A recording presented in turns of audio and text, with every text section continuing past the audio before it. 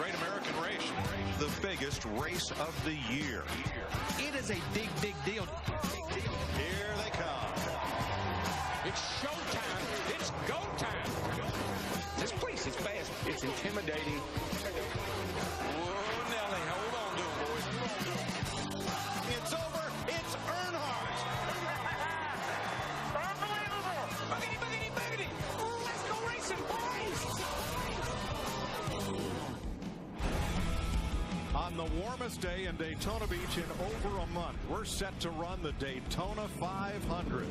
The Fox NASCAR season begins right here as they roll off pit road. Here's the Geico starting grid for today's race. Jeff Gordon has his second Daytona 500 pole next to his teammate, two-time winner Jimmy Johnson. Dale Earnhardt Jr. is a two-time 500 winner, and Matt Crafton replaces Kyle Busch. It's his first Sprint Cup start.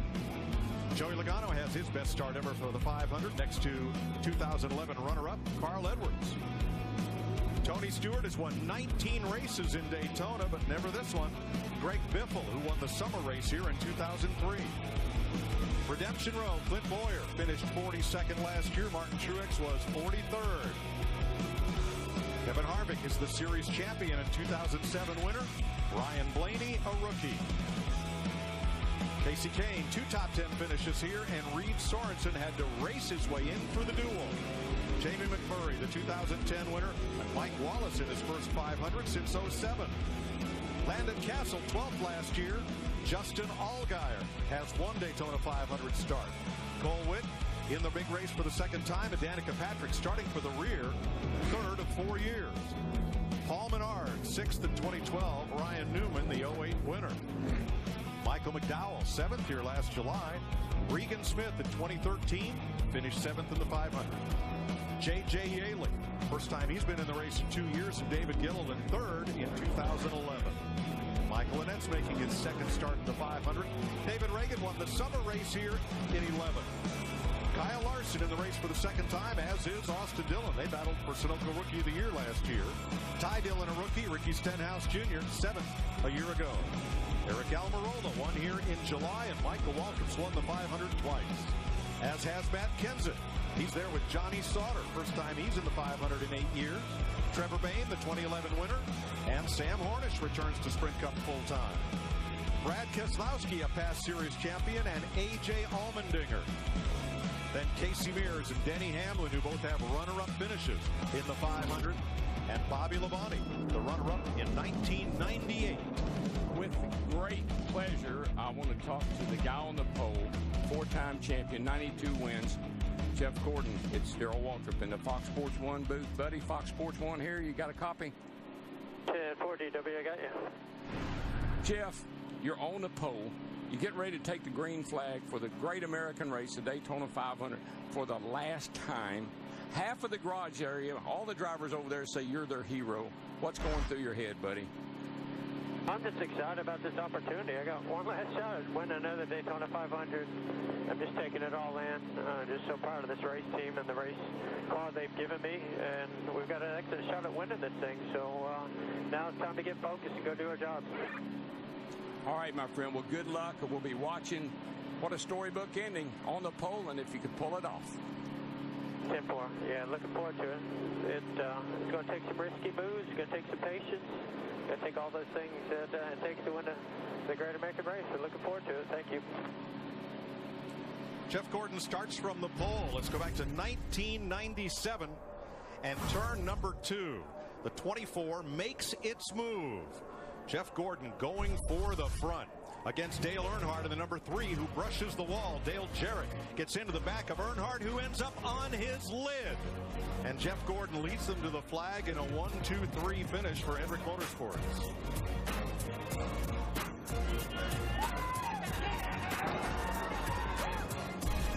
Two years later, Jeff Gordon makes a bold 3-wide move off turns 3 and 4, battling Rusty Wallace in the 2. And comes around to hold off Mike Skinner in the 31 and Dale Earnhardt to the checkered flag.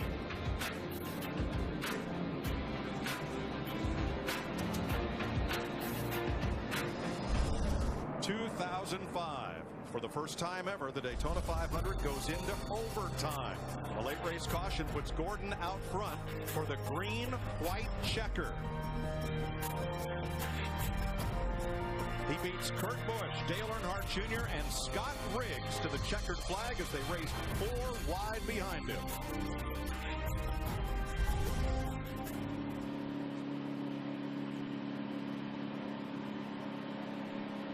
Pacing the field for the Daytona 500 is the new 2015 Toyota Camry. 2014 Paralympic bronze medalist Amy Purdy is behind the wheel. Let's get our late-breaking stories from pit road. Jamie Little.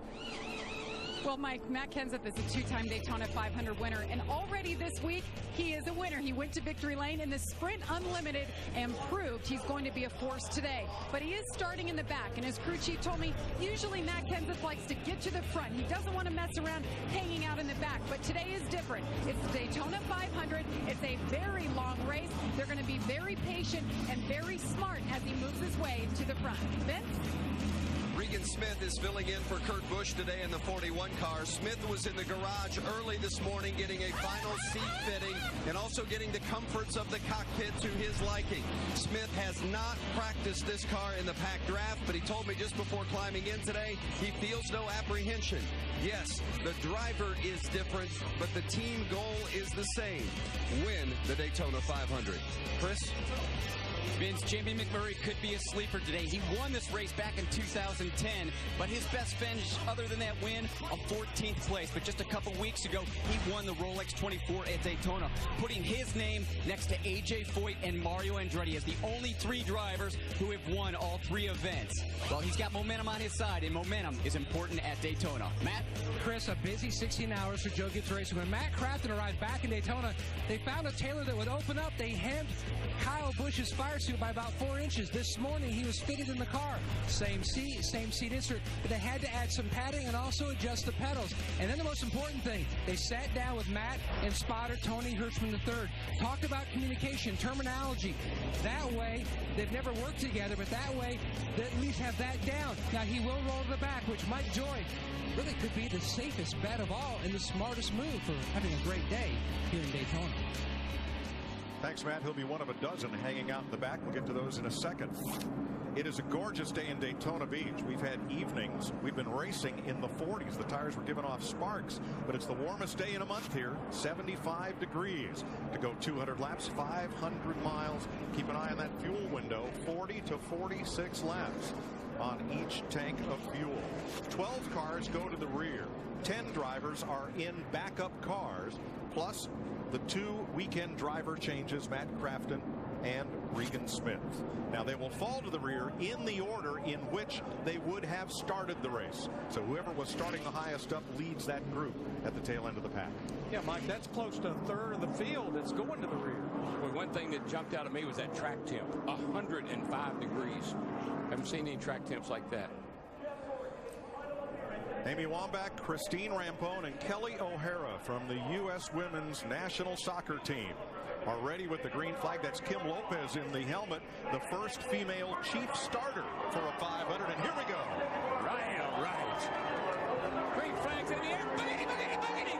Let's go racing, boys.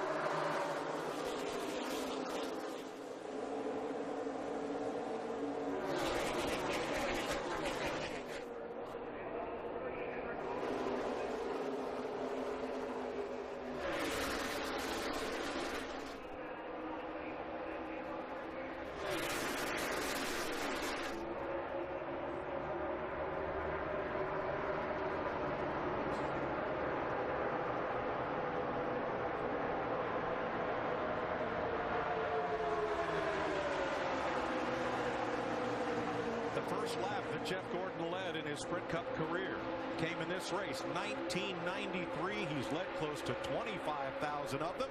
Will Gordon or Johnson lead lap 1?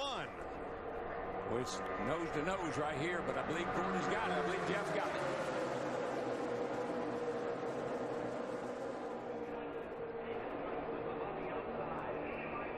You know, at the start of the race, I was watching Denny Hamlin in that 11 car. He was starting to try to make it 3 wide, and he had an old friend following from the Budweiser Duel tonight, Danica Patrick in that green number 10.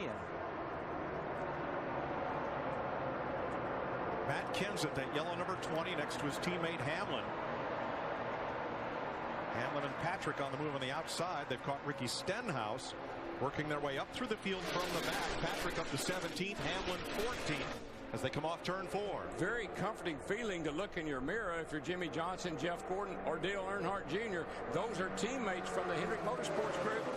Look pretty stout. Double wide, first 12 cars. Then it's 3 abreast from there on back at 200 miles per hour.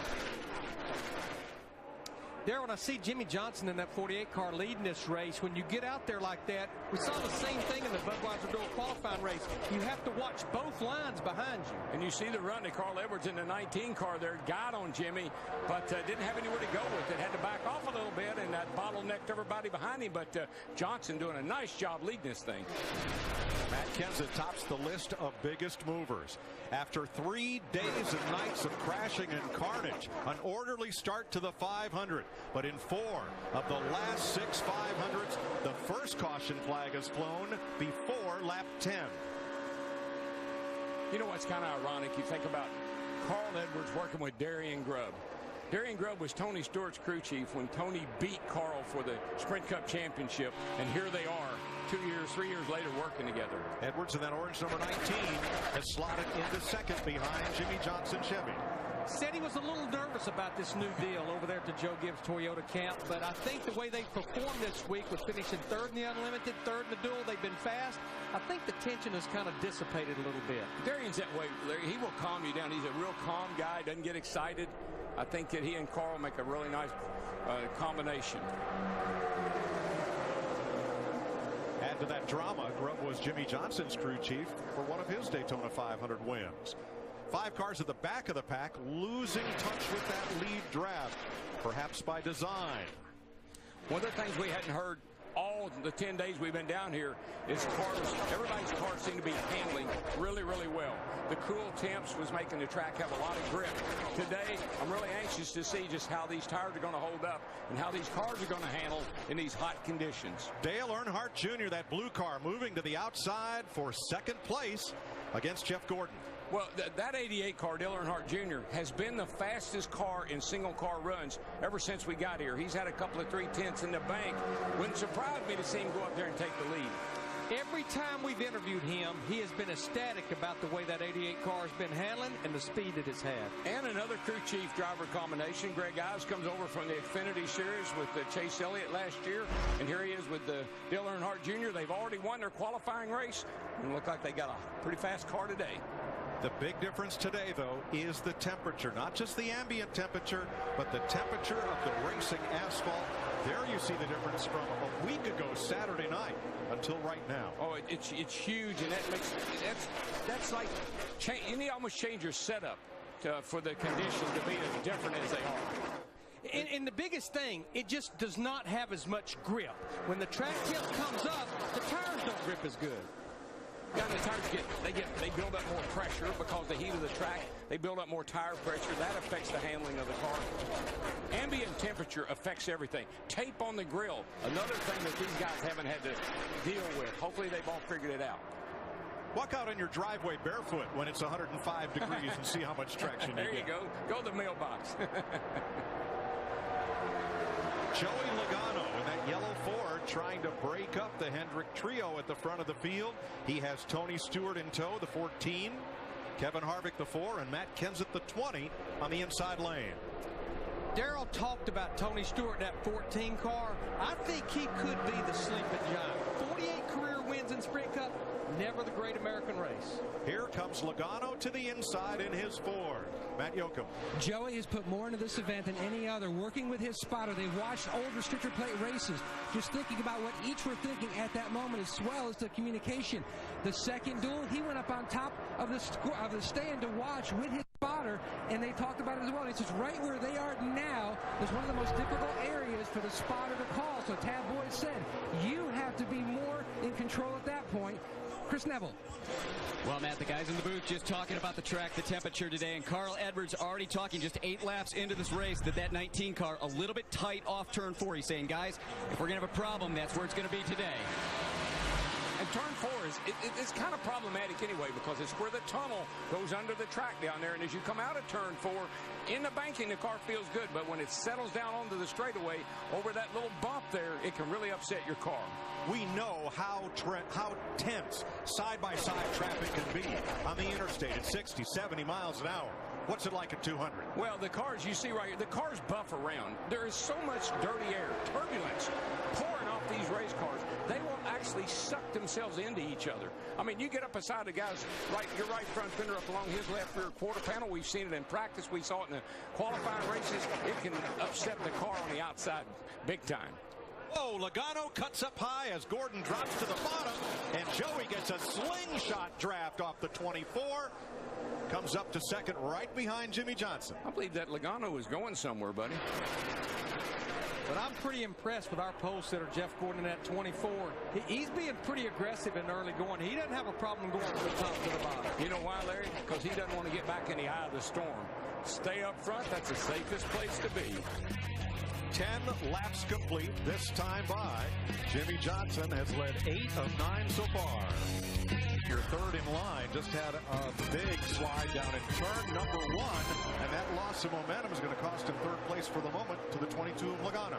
That's what I was going to say. That was a moment. That was one of those moments, and you don't want to do that again. Fortunately, he was in a position where he could catch it without making any contact with anybody else.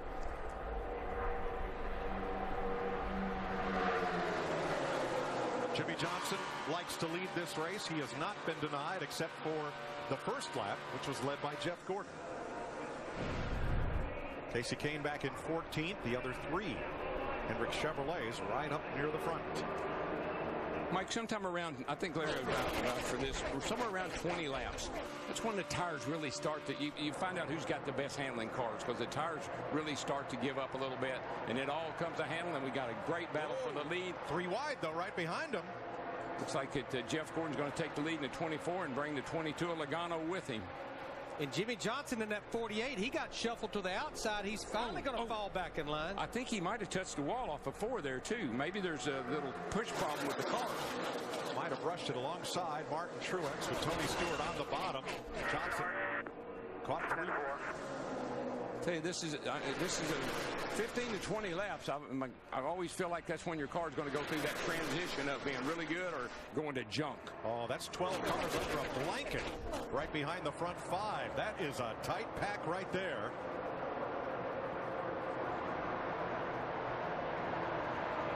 No one able to surge ahead. Logano wants the lead. I believe Carl Edwards in the 19 car will get up there and maybe give Logano the push he needs. That inside line looks like they got the push right now. Dale Earnhardt Jr. gave Jeff Gordon a shove coming into the tri-oval. He was able to hold the lead. Now, 2 laps ago when Jimmy Johnson got shuffled, his 48 may have brushed the wall. Let's see. Yeah, he's right up there in that place right where the tunnel is. It makes the car push a little bit. He scraped it, didn't hurt it, just scraped it a little bit. Yeah, we've seen that happen to a number of drivers. Late exit of turn 4 where the banking goes all the way to flat. Larry, the car feels good, heavy. You got a lot of input in the steering, but when it flattens out, then it's liable to jump into the wall like Jimmy Johnson's did. Denny Hamlin told me this morning, I like to lead. I'm going to get to the front just as soon as I can and get the nose of his Camry in the wind. He started at the back. He's almost to the front. I just believe that Jimmy Johnson way back here on the outside. I think the handle's gone away on that car, Larry. It looks like he's just falling back. Mike, you talked about Denny Hamlin in that black number 11, but his teammate Matt Kenseth in that 20 started deep in the field as well, and he's been working his way up through the middle.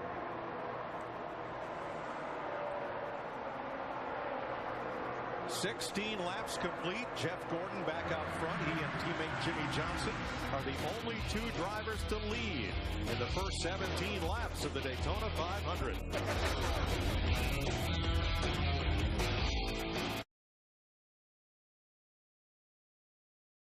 We're under caution at lap 19. That yellow car is Landon Castle. The Iowa driver finished 12th in last year's 500. Something big. Let's go under the hood.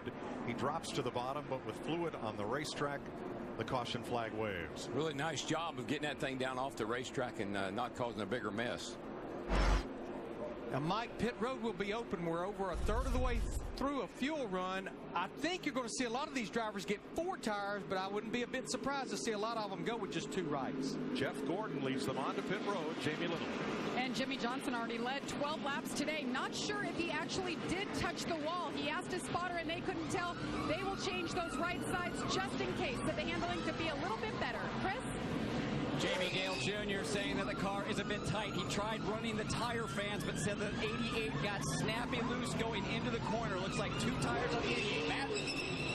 Joey Logano, Jeff Gordon, and Greg Biffle all complaining about the same issue. The car extremely tight, especially off turn 4. Biffle opted for 4 tires to make a much more significant adjustment this early in the race to try to make some big gains. Pretty much a dead heat for the Advanced Auto Parts race off pit road. Jeff Gordon beating Joey Logano by a bumper. Landon Castle's car hauled to the garage. He'll be the first casualty of this Daytona 500. We're under caution.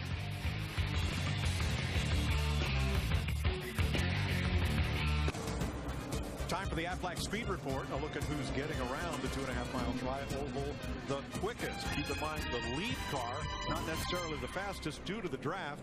Michael McDowell's Ford has the fastest speed of this race so far. Aflac's one-day pay because they know speed matters. Cole Witt penalized for too many men over the wall on that first pit stop of the day. Now, Michael Annett, Casey Mears, Bobby Labonte stayed out when everyone else pitted. Annett is credited with leading a lap of the 500, as is J.J. Yaley and now Casey Mears.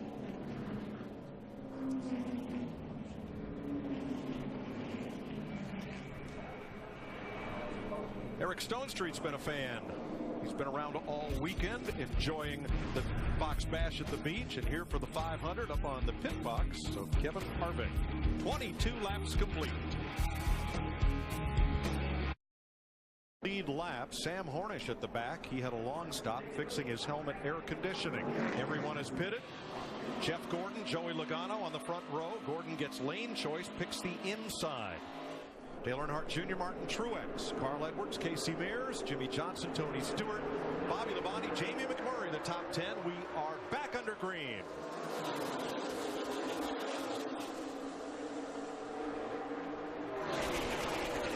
Darrell, when they get to the backstretch, there'll be a lot of speedy dry blowing up there. Yeah, effect on the drivers. Well, it sticks to your windshield, and if you're back in the pack, it just gets that much worse. And you need to see as clearly as you can right now when you're all packed up like this. So it will have some effect. There you see it spraying up on the cars back in the field there, and it does stick to those Lexan windshields. A lot of it. It's like running through a dust storm.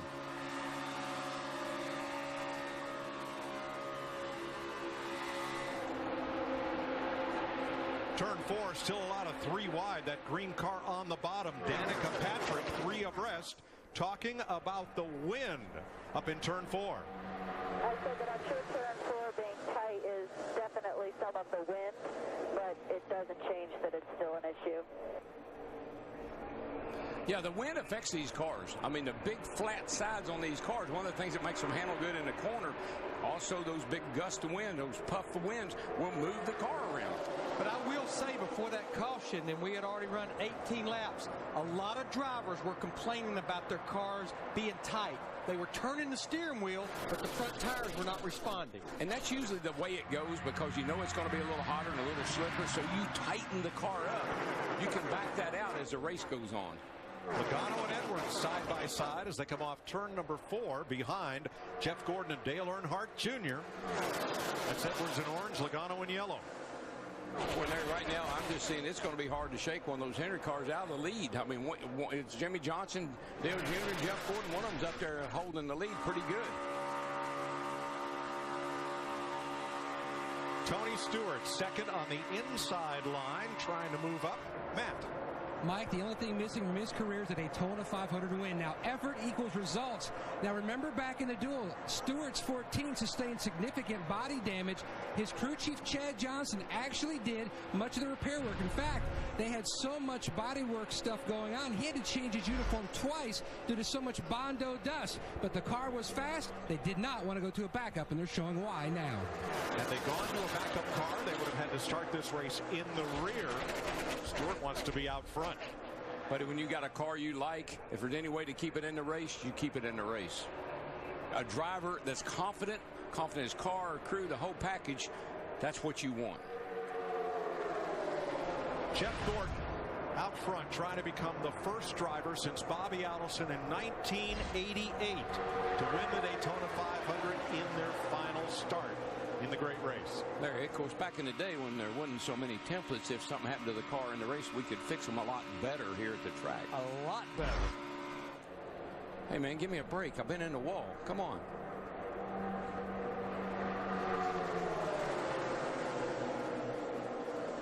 Let's check in on Regan Smith, former Rookie of the Year, named this weekend to replace Kurt Busch in the number 41 for Gene Haas and that Chevrolet team. Vince Welch has more. Not a regular Sprint Cup Series driver right now, but he does have a lot of experience. 172 Cup starts. He's won in this series before back at Darlington. To start the race, they wanted the car to be a little bit snug because of the securement and the fact that he has not had much practice, none in the draft. But he said it was just way too tight, so they made air pressure and chassis adjustments to free him up, particularly in turn 4. He had a strong run in yesterday's Xfinity Series race as he leads the 55 of Michael Waltrip. Yeah, and back to Regan Smith, his wife Megan is back in the Mooresville, North Carolina area, due with their first child any day now. Well, y'all do remember he was upside down yesterday. Yes, he was. He did like a 360. Said that's the first time he'd ever been upside down in a race car. It said he had a strong run. It didn't say he had a great finish.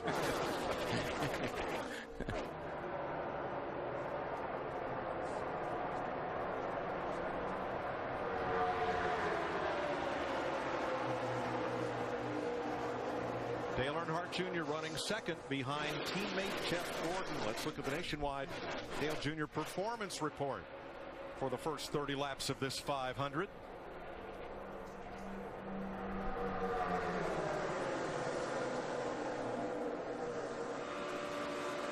You're watching Dale Jr. here, and you see how you look behind you probably is 75% of the time.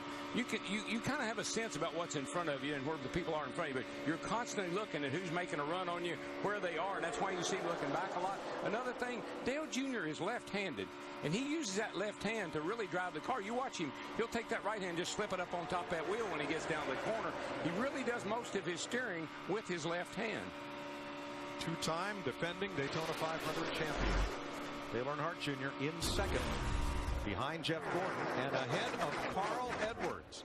Edwards with a brand new team this year. He left Ford and Roush Fenway Racing to move over to Joe Gibbs and the Toyota camp, joining former teammate Matt Kenseth, Denny Hamlin, and Kyle Busch. Yep, he was Coach Gibbs' #1 draft choice for this year. Yeah, Carl Edwards has 23 Sprint Cup Series wins, an Xfinity Series win, but he has never won a Sprint Cup Series restrictor plate race. Kyle Busch watching from a Daytona hospital after a crash in yesterday's race. His substitute driver, Truck Series champion Matt Crafton. Let's get an update on the 18. Matt Yoakum. Mike, an update for Kyle about his car with Crafton behind the wheel. Everything going according to plan. Now, they waited and pitted the second time by, not with all the leaders, because they just wanted to have a nice, easy entry on the pit road. Because remember, Kyle had issues in the duel with his tach. They also wanted Matt to be able to get his bearings of where they were pitting, and everything going according to plan. He says the car is just a tick on the snug side, but all's well. Matt Crafton was a groomsman in Kyle and Samantha Busch's wedding. There they are earlier today at the hospital, expecting their first child in May. But think about Matt Crafton. He has a ton of racing experience. He's won the last 2 championships in the NASCAR Camping World Truck Series. The biggest race of the year. Daryl, I was thinking about it this morning. What if the night before the Super Bowl, as a backup quarterback, you said, our starting quarterback can't go? I know you've never started a game, but you're our guy tomorrow.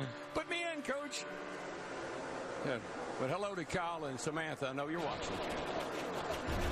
expecting in May, there's a baby boom these last 4 or 5 years in NASCAR. Drivers and kids.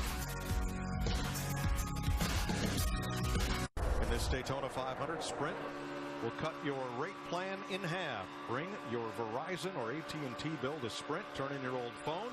They will cut your rate plan in half at a Sprint retail store or on sprint.com/half price.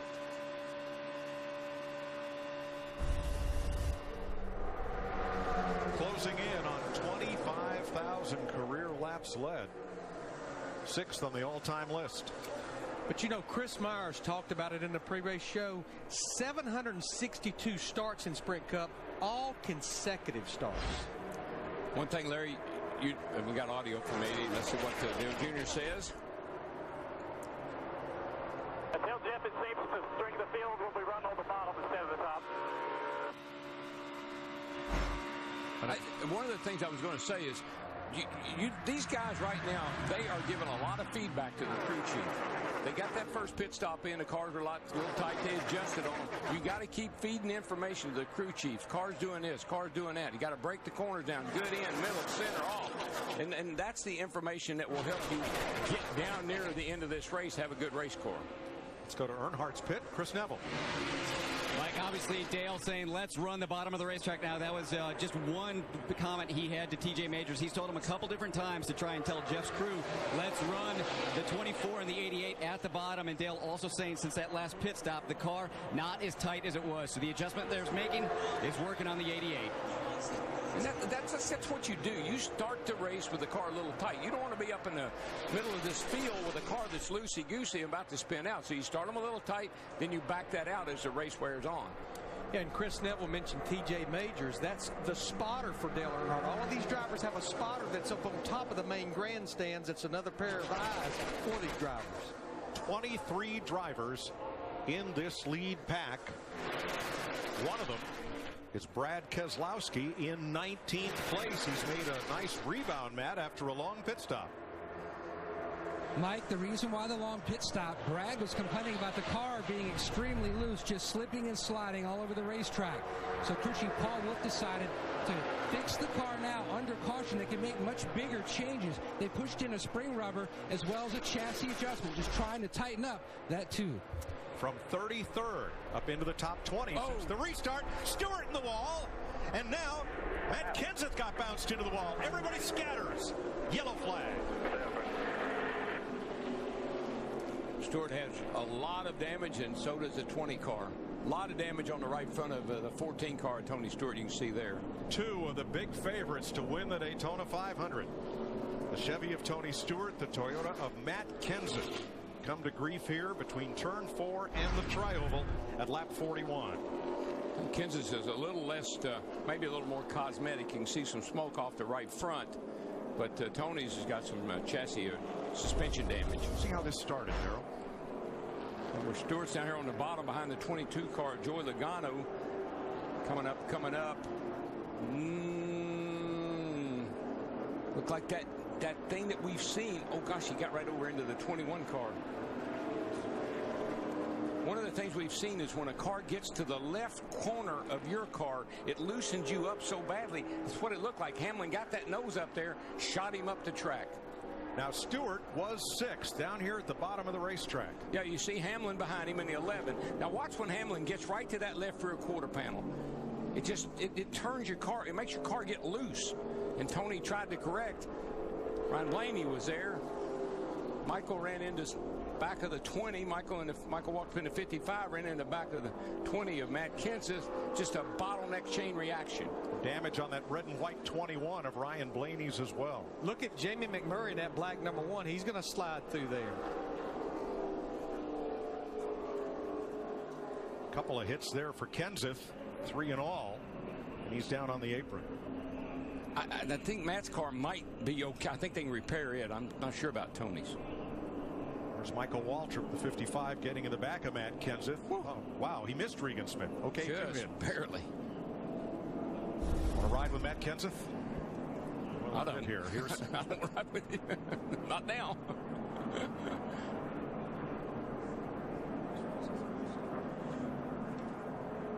Tony Stewart like Dale Earnhardt a couple of decades before him, has tried everything to win the Daytona 500. Now, that car's not out of it. It'll be damaged. It may have some repair on it, but it can still draft and still run. Here's what Brad Keselowski had to say about this one. Copy. You get in the back up there a little bit. It didn't even feel like it was that hard. I just bumped them, but it popped the fender. I don't think it's anything big. Said he popped the fender. When you hit the nose of the car, it'll bow the fender. It'll bow the hood and the fenders up a little bit. It looks okay, but we'll have to take a closer look when he's in the pit. Pit road is open under the second caution. Jamie. And Jimmy Johnson earlier saying his car was a little bit tight, not turning as well as he'd like, but they said that is gone. The car is better. They'll put on right sides and make a chassis adjustment. Chris? Dale Earnhardt Jr. took 2 tires on the last stop, said the car is getting better. Right in front of us, the 19 Carl Edwards. Pretty heated debate on that car, whether to take 2 tires or 4. They take 4. Matt? Jeff Gordon in, same issue as last time. The car tight, but it is consistent. Right side tires again for the 24. Jeff Gordon wins the race off pit road from Joey Logano, who picks up 3 spots there. And we're under caution for the second time today in the Daytona 500 on Fox. Toyota Track Talk with NASCAR Sprint Cup team owner and driver Michael Waltrip. I love Daytona. Obviously, if you're going to be good at a certain track, I want to pick Daytona. It's our most famous track, and we kick off the season every February with our biggest race. I have so many wonderful memories of the Daytona 500, but what an exciting race we had a year ago. For the first time, we ran it under the lights on a Monday night, and you didn't know who was going to win the race until that last sprint to the checker, and Dale Earnhardt Jr. was able to win the race. He held off a snarling pack of cars that were all over him. I went to victory lane and was able to share the moment with Dale Jr., and this race means probably as much to me and him as it does anybody on earth, and just to see the joy, I will never forget the moments I shared with him in victory lane, nor will I forget that dramatic finish, that race to the checker. Brought to you by the bold new 2015 Toyota Camry. That pays you back twice. 5 drivers in the field have won the Great American Race twice, including Jeff Gordon 3 times. Here's where they are running today. We will restart with Matt Kenseth and Tony Stewart under repair on pit road. Landon Castle in the garage area, blown engine. Everyone else on the lead lap as we go back to green. Jeff Gordon and Joey Logano on point. Matt Kenseth sets on pit road. They work on the car there. I think they decided to take their licks. Let's get it fixed before we go back out. Stewart had steering damage in the right front they're trying to repair. We're almost a quarter way through this race, and Joey Logano in the 22, Gordon in the 24, Earnhardt in the 88, Johnson in the 48. They still have not changed left side tires.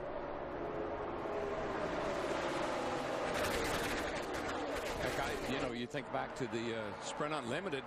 Dale Jr. was going to run 75 laps on the same set of tires. So apparently the hotter track conditions are not affecting the tires as much as we thought it might. Matt Kenseth back in the race as Joey Logano tries to become the 6th driver to lead this Daytona 500, and does at the start-finish line. Let's check with Jamie.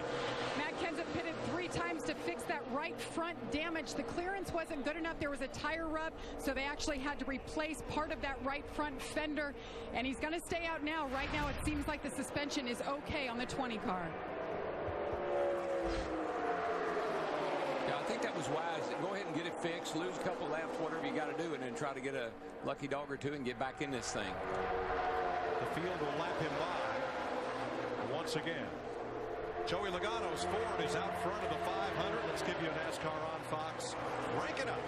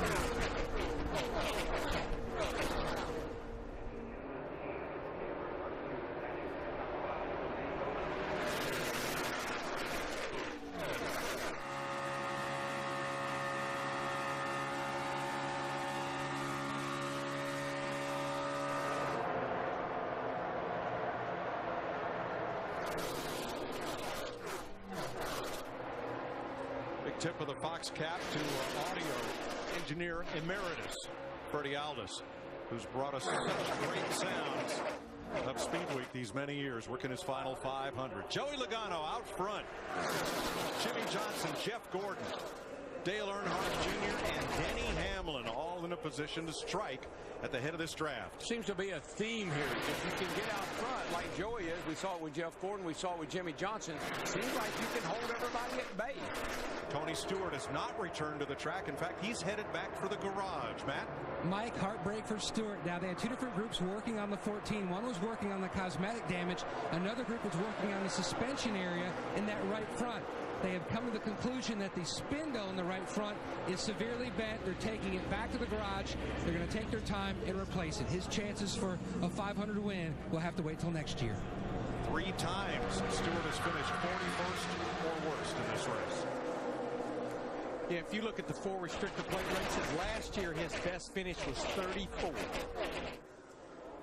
Yeah, he made heavy contact with that outside wall. Surprised that they didn't take it to the garage. 40 cars on the lead lap. Matt Kenseth 2 laps down. Stewart going to the garage. Landon Castle out of the race. You look at Joey Logano in his 22 car leading this race. A couple of years ago, after spending about 4 years at Joe Gibbs Racing, he had no idea where his career was going to go. This is his 3rd year with Team Penske over there. Won 5 races last year. This is his 7th year in Sprint Cup, and he's only 24 years old. Yep. Young man. Got a great future ahead of him. Joey Logano started racing quarter midgets in his native Connecticut at about age 5. He says, someday I'm going to kick Jeff Gordon's butt. Well, Jeff Gordon is just outside to his right rear. And when reminded of that quote he gave to the Hartford Courant, Logano says, you know what? I hope there's some little kid in a car somewhere wants to come up here and kick my butt now. There's your Toyota top performers, Denny Hamlin, who started in the back right up to the front in his number 11. Got a little company here right now.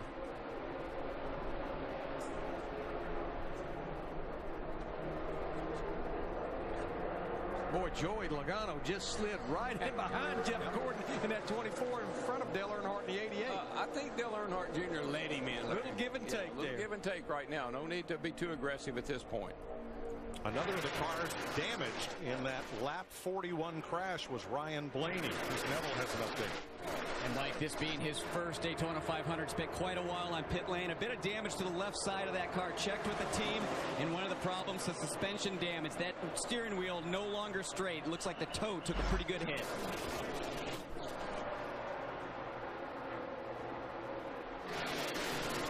You know, when I'll never forget this, Larry. We were down here in Earnhardt. He used to come running up beside you and stick that nose right in your door. I mean, right in the driver's door. Came in the pit room. I said, what are you doing? He said, I'm side drafting.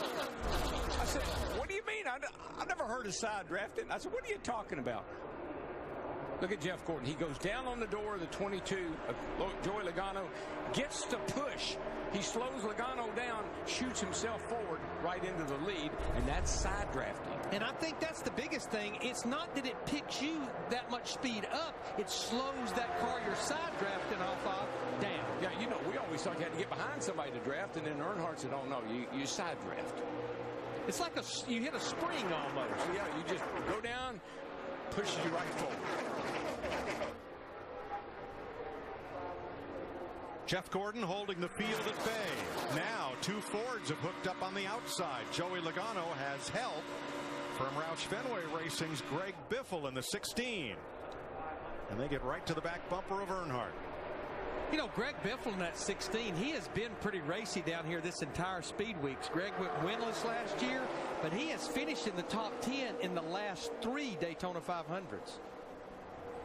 Got his first career win here in a July race. Ricky Stenhouse back in 12th as a teammate. they are very optimistic.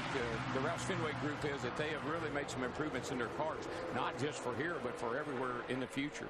And Biffle has been the best of the Fords here in Speed Week. Chevy 1-2, Ford, third and fourth. 2 Toyotas in the top 10. Denny Hamlin in 7th, Carl Edwards in 10th. Riding with Kevin Harvick alongside Ricky Stenhouse.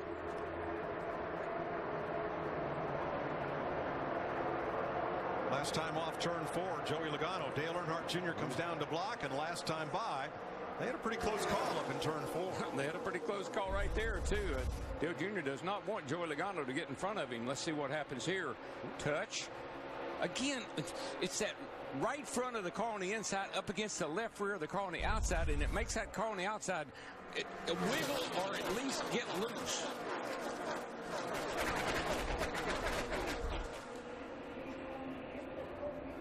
Jimmy Johnson led 12 laps early in this race, but Jamie, he's been shuffled back to 18th. And that wasn't by plan, no doubt. I talked to his crew chief, Chad Canales, and he said, we want to stay up front all day. It's definitely an advantage to stay up there. What's happened to Jimmy is he's just gotten too tight off of turn 4. His car doesn't want to turn as well as it should, even though that's what they've been adjusting for. So definitely going to take a bigger swing on it the next round of pit stops. He restarted 4th. He's dropped to 18th. Jeff Gordon in his final Daytona 500 appearance, trying to win it for the 4th time. He's led 4 times for 36 laps so far.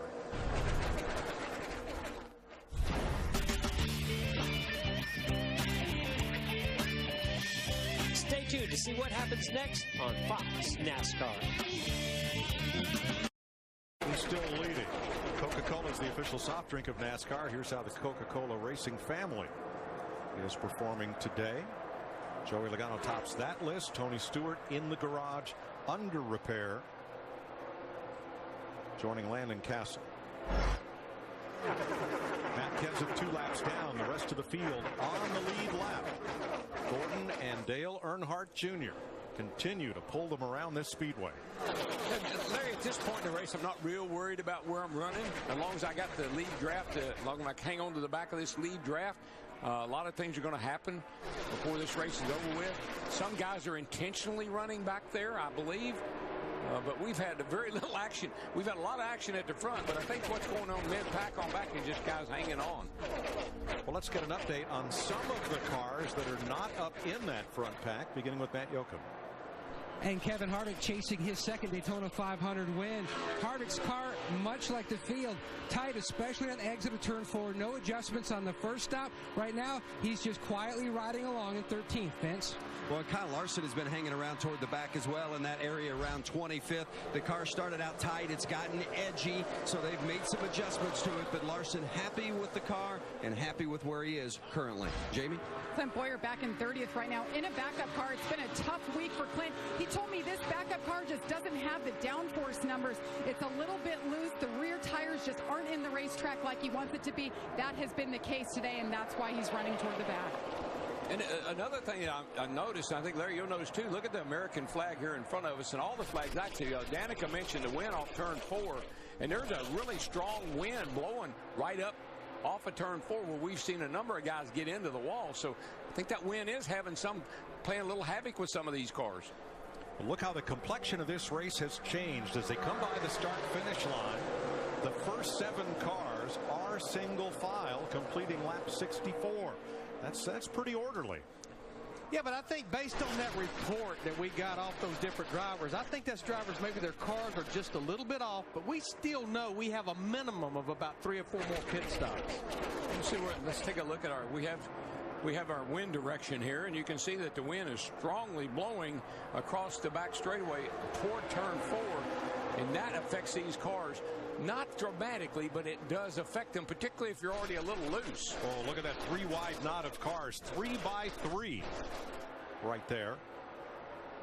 A little dodgy, a little dicey right there as we come around to complete lap 65. Ty Dillon driving his first Daytona 500. He's right now as high up as he's been all day. 6th place. But is everything okay for the rookie? Might be blowing up here. I don't know. This thing don't feel right. It's starting to get a bad vibration. A lot of times, you remember we were in practice and you were talking about that note that the engine was singing? It was a perfectly tuned sound.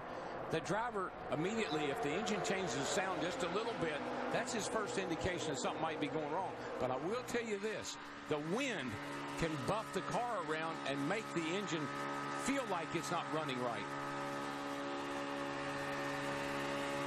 There's that beautiful one-note symphony from David Reagan's engine. That's a great big old windbag right there. I mean, essentially, driver lays the throttle all the way down, and unless he has to, he never lifts it around this 2.5-mile racetrack. What did you call them the other day? We were talking about it. Well, an 8-cylinder engine is just one giant 16-valve wind instrument. Exactly. As long as it's running good. You know, back to that wind direction, if you'll remember yesterday in final practice, Jeff Gordon asked his spotter, Eddie DeHunt, had the wind change directions during that practice, and that's exactly the way it was blowing at the tail end of that final practice yesterday. Sir. Well, that corner's a little dicey anyway. I mentioned about coming out of turn 4 and hitting that little dip where the tunnel is. You throw a little wind in there, you're a little bit loose, you get somebody up alongside of you. You got your hands full, baby. Hang on.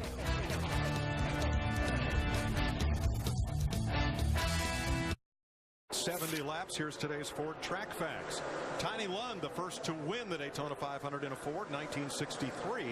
And the last time this race was won from the pole position, Dale Jarrett's Ford in 2000. Ford, go further. 71 complete. Jeff Gordon has led 50 of those laps. He's led 4 different times. In this, his final Daytona 500.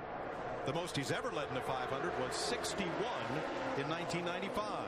Yeah, they're going by Matt Kenseth there to put him another lap down. Matt came out of the pit late and was about a half lap down when this run started, so he goes another lap down. I don't think that car is anywhere near like he needs it to be. You see him there. He almost smacked the fence coming off turn 4. Car just not handling right.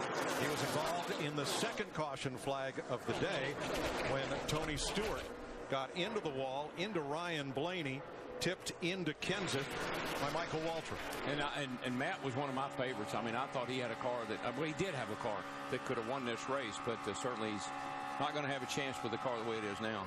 Mike Darrell, we've talked so much about the Hendrick Chevrolet drivers of Jeff Gordon, Jimmy Johnson, and Dale Earnhardt Jr., but how about Casey Kane in that 5 car, the 4th Hendrick Chevrolet driver? He's up there inside the top 5. Yeah, new crew chief Keith Rodden comes over from the 1 car of Jamie McMurray back home. Keith was there with Hendrick Motorsports for a long time, doing a great job.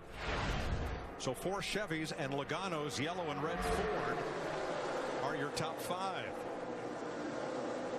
A lot of calculating going on right now, Larry. You know who I think's really doing some calculating right now? Our champion, Kevin Harvick. He's just kind of been sitting back there in that 4 car, just inside, just outside the top 10, doing what he normally does at this restrictor plate races. He's sizing everything and everybody up. I forget what was it, 07, I think it was. On the last lap, he was running 5th. Came off of turn 4 and won that, beat Mark Martin back to the line. So long as Harvick's anywhere near the front, don't count him out. 21 cars in the lead draft, 40 cars on the lead lap. Let's go for a nationwide inside ride with Dale Jr.'s number 88 in second place.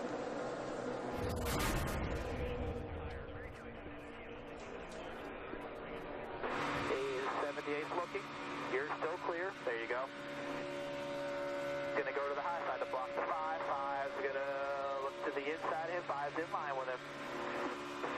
There's single file in your mirror. Here comes the 78 again. He lifted. He is in line. They're side by side behind him. 19 went to the bottom. 78 is still clear. 78 is gonna go to the bottom of the block. He did. 78 went to the bottom of the block to 19. 5's working the quarter panel of that 19 behind the 78. 78 is still clear. 19 is cleared to 5 in your mirror there. 19 cleared to 5. 78, 19, both clear in your mirror. You think we talk a lot? That's T.J. Majors, Dale Earnhardt Jr.'s spotter. You might think that's TMI, but it isn't. That's what you have to be able to do as a spotter. You have to talk that driver around the car. When the cars are anywhere near you, that driver's got to know exactly where they are so he knows what kind of moves he can make.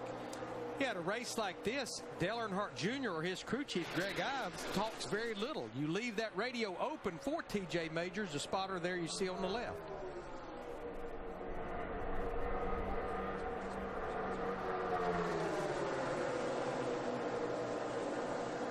That question I just raised. So, did Jeff Gordon's spotter, former modified driver Eddie DeHunt? I don't mean to be talking so much, but I think for this vernacular, we gotta get ready for, when you're really gonna be needing to talk. That's exactly what I'm thinking, so we might as well do it all day. Hey, got to work on the vernacular, baby. But, yeah. Gonna have to work on Martin Truex, that number 78. Racing for Barney Visser's single car team based way outside this sport's southern roots in Denver, Colorado. Truex had a great run in the Sprint Unlimited Saturday night, led 30 laps, and that's 29 more than he led all last year. Here he comes to the front. Yeah, and it's been such a trying year for Martin Truex Jr. He made the move over there, and he only had one top 5 finish. And then on a personal side, his longtime girlfriend, Sherry Pollock, has been fighting cancer, and we continue to think about Sherry and pray for her as well. Another driver crew chief that could be a potent pair. 77 laps complete. Jeff Gordon and teammate Dale Earnhardt Jr. continue to lead.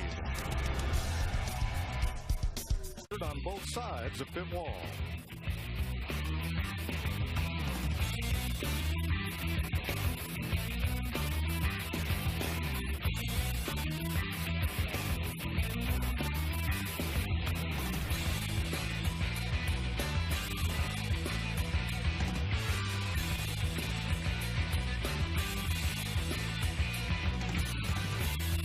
Abby Wambach waved the green flag along with her teammates. The Women's World Cup is coming to Fox in 100 days.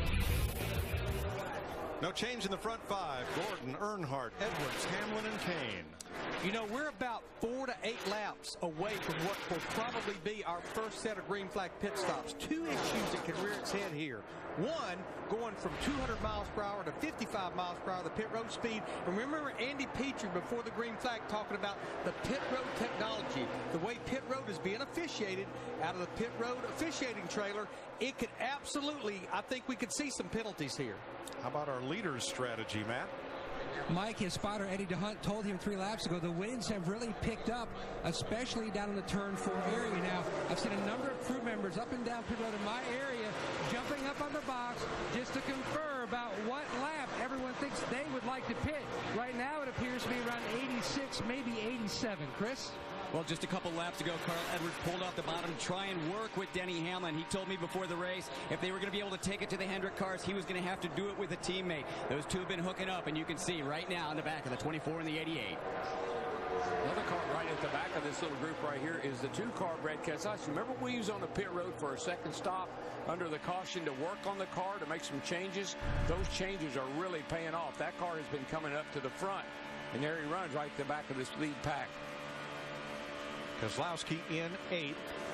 First car to pit is Michael Waltrip, who has crash damage from back at lap 41. But most importantly, Larry, don't you want to pit with people who are running near where you are running so you don't lose time and track position getting back up to speed? And there'll be a lot of communication on pit road to make sure they're on the same agenda as you are, changing either just 2 tires or 4 tires. Yeah, you see how they run the quickest hooked up together on the racetrack. You want to make sure you have friends to leave pit road with where you can get back up to speed and maintain. Let me tell you the most important thing the driver has to do. 2 things, really.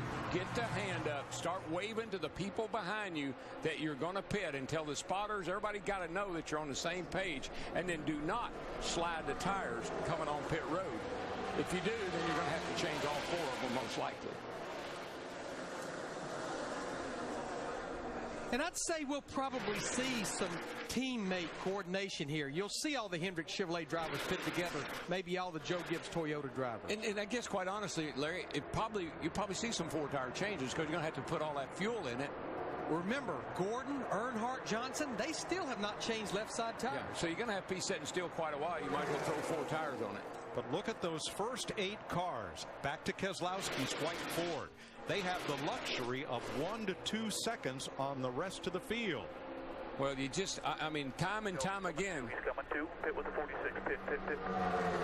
Coming in, too. Here comes a whole cluster off turn 4 now. Justin Allgaier, Michael Annett, and J.J. Yaley.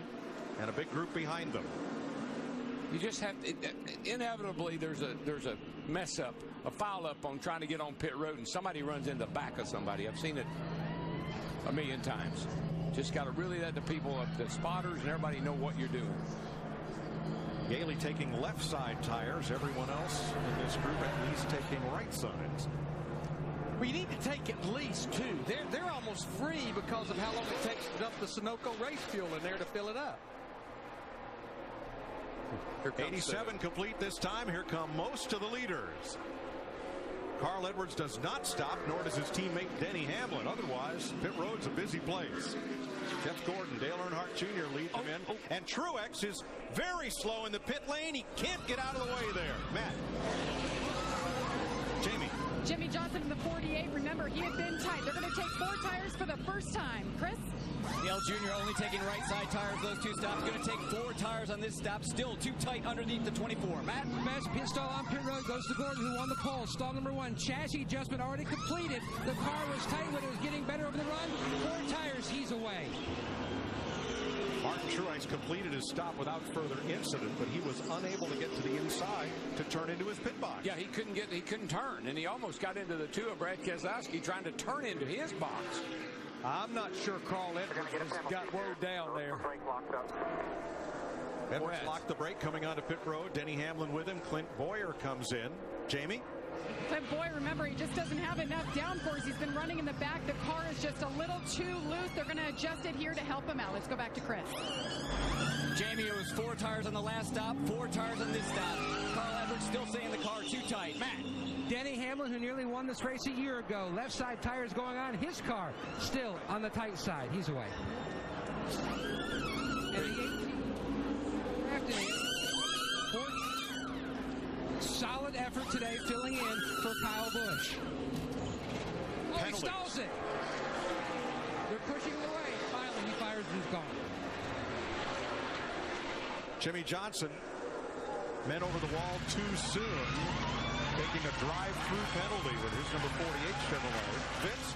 The 42 of Kyle Larson is on pit lane. That's his backup car. They've been hanging around toward the back cars. A little bit tight off of 4.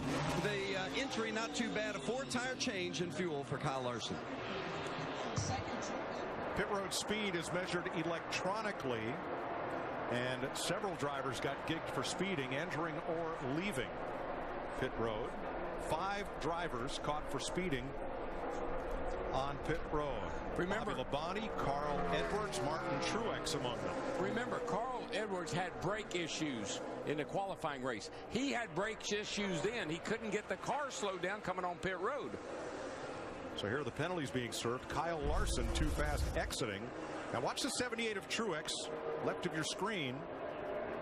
Hey, if you're going to speed, you might as well go big. He was trying to get down so his time across the next section would not result in a penalty, but in section 1, that's where the trouble was. Now he has trouble getting to his pit box. Yeah, a little kiss right there. You can see the damage on that right front fender of the 2 car. Clear eye. 2 red, 78. Whoa. Come on. I think the majority of that was a product, really, of too many drivers trying to pit at the same time. I know we talked about you wanted friends, but that was 2/3 the field on pit road at one time. Especially when 2 of them are coming to pit road too fast. We stay under green. 90 laps complete. Jeff Gordon, once again, your leader. Complete. 5 Chevrolets out front. Jeff Gordon, Casey Kane, Earnhardt, Dillon, and Menard are the front 5 at 94 laps. Jimmy Johnson not among the leaders.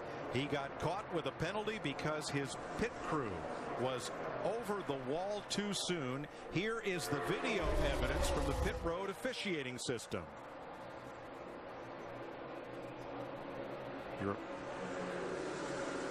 The crew out there early. Now Johnson has the first pit stall, which, if you're just visualizing it, might make it difficult to determine whether or not they were over the wall too soon.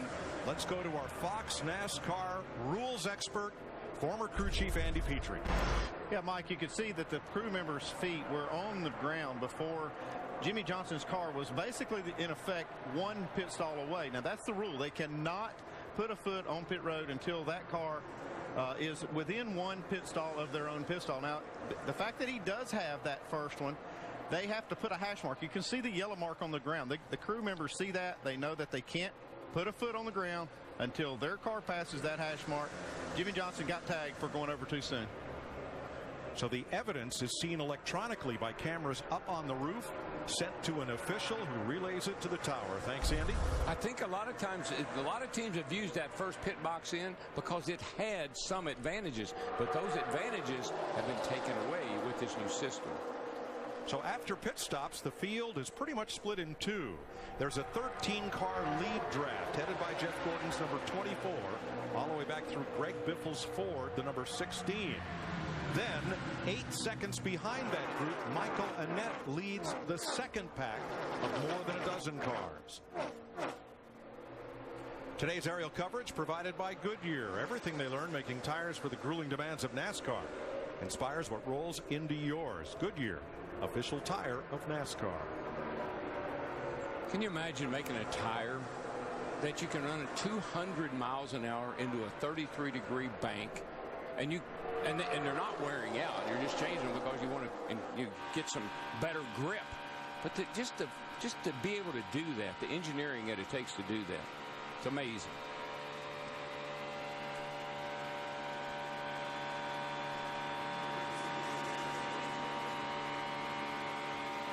Jeff Gordon's RPM hardly wavers, 86, 8,700 RPM. That's V8. That's a good handling race car.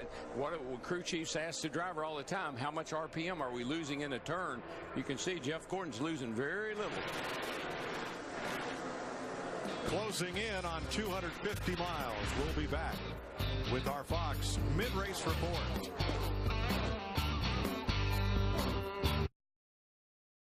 For the NASCAR on Fox Daytona 500 mid-race report, Jeff Gordon in his 23rd and final Daytona 500 started on the pole. He's led the most laps so far, topping speeds of 200 miles per hour. And despite 3 previous wins in the Great American Race, he has never led the most laps in this race. Darrell Waltrip, who are you keeping an eye on? I'm keeping an eye on that 88 car. He won this race last year. He won his qualifying race last week. He's had the fastest car in practice all week long. Keep an eye on Dale Earnhardt Jr. in that number 88 car. Matt. DW, I'm focused on his teammate, the 5 of Casey Kane, rejoined with a longtime engineer, Keith Rodden. Now, the car's been inconsistent today, but the biggest goal was to find himself to the front. He's there with his teammate, a great drafting partner in the 24. Matt, we talked at the top of the show, drivers that's not made a lot of noise yet in speed weeks. I look at Ty Dillon in that 33 car, running inside the top 5. Jamie, could he be the surprise of this Daytona 500? He definitely could be the surprise. I talked to Paul Menard before he got in the car, and he said he's going to go hard the first half of this race and see how that car is handling. He's working with the new crew chief, and he's gone from mid-pack, and he's working his way to the front. 7 drivers have led this Daytona 500, but you haven't seen the winner on point yet. In 6 of the last 7 500s, the eventual winner had not led before halfway. Keep an eye on the closer, Sprint Cup champion Kevin Harvick. Chris? And Mike Denny Hamlin, who started 24th back of the pack, moved up into the top 5, currently 6th. Remember, Hamlin was 2nd in this race last year. He's trying to get his and Toyota's first win in the Daytona 500. And worth reiterating, in the last 22 Daytona 500s, the leader at the halfway point did not win this race. Bones car is good, Chris. Junior asked his new crew chief, Greg Ives, how the tires look after that last pit stop. Greg Ives telling him they looked great. 2 tires on the stop. Still trying to free up the 88. Problems exiting. Matt. Jeff Gordon still on the tight side. Track bar adjustment already completed. 2 tires, and easily he'll win the battle off pit road. Jeff Gordon, runaway winner of the race off pit road. Denny Hamlin's 2-tire change gained him 4 positions, and Casey Mears took gas only and picked up 23 positions. We're under caution for the 3rd time. 4 of them. Almost all of the race. Jimmy Johnson has led for 12. And Joey Logano, 6 laps. Those are your 3 highest lap leaders of the race so far, with 92 laps to go. We're under caution for debris. See why one of the greatest names in NASCAR trusts the most winning name in NASCAR at Chevy.com/Dale Jr.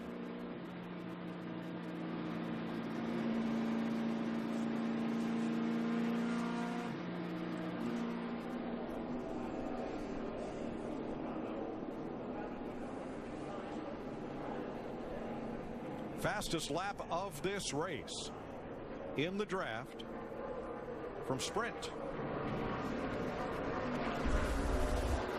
Greg Biffle, his Ford, 201.8 miles per hour. Sprint will cut your rate plan in half. Bring them your Verizon or AT&T bill. Turn in your old phone. Sprint will cut your rate plan in half. Visit a retail store or sprint.com/half price. We showed you in replay the penalty on Jimmy Johnson for men over the wall too soon. Crew Chief Chad Knaus had this plea following the penalty. NASCAR, I would appreciate an explanation. We do not see what we did wrong. Our pit official will not tell us what we did wrong. We need some help so we can adjust, so we can appease you guys. We need help, NASCAR. If you want us to try to conform, we do not know what we did wrong. I mean, Andy Petrie explained it. It sounds like, though, they may not actually be telling Chad Knaus why he was penalized. Seems to be the frustration. Hey, Andy, run down there and explain that to Chad, will you? 2 things that was timely for that caution right there. I think that was a huge break for Jimmy Johnson and for Carl Edwards and for Kyle Larson and a lot of those drivers that had a penalty under the green flag stop. The other thing, which is one reason I think the majority of the drivers changed 4 tires, this puts us right there at a 1-stop race. More pit penalties. Tire violation for Justin Allgaier. The 42 crew for Kyle Larson throwing equipment. Eric Almirola, a men over the wall violation. Ready to go back to green. Denny Hamlin's Toyota to challenge Jeff Gordon from the front row. Green flag.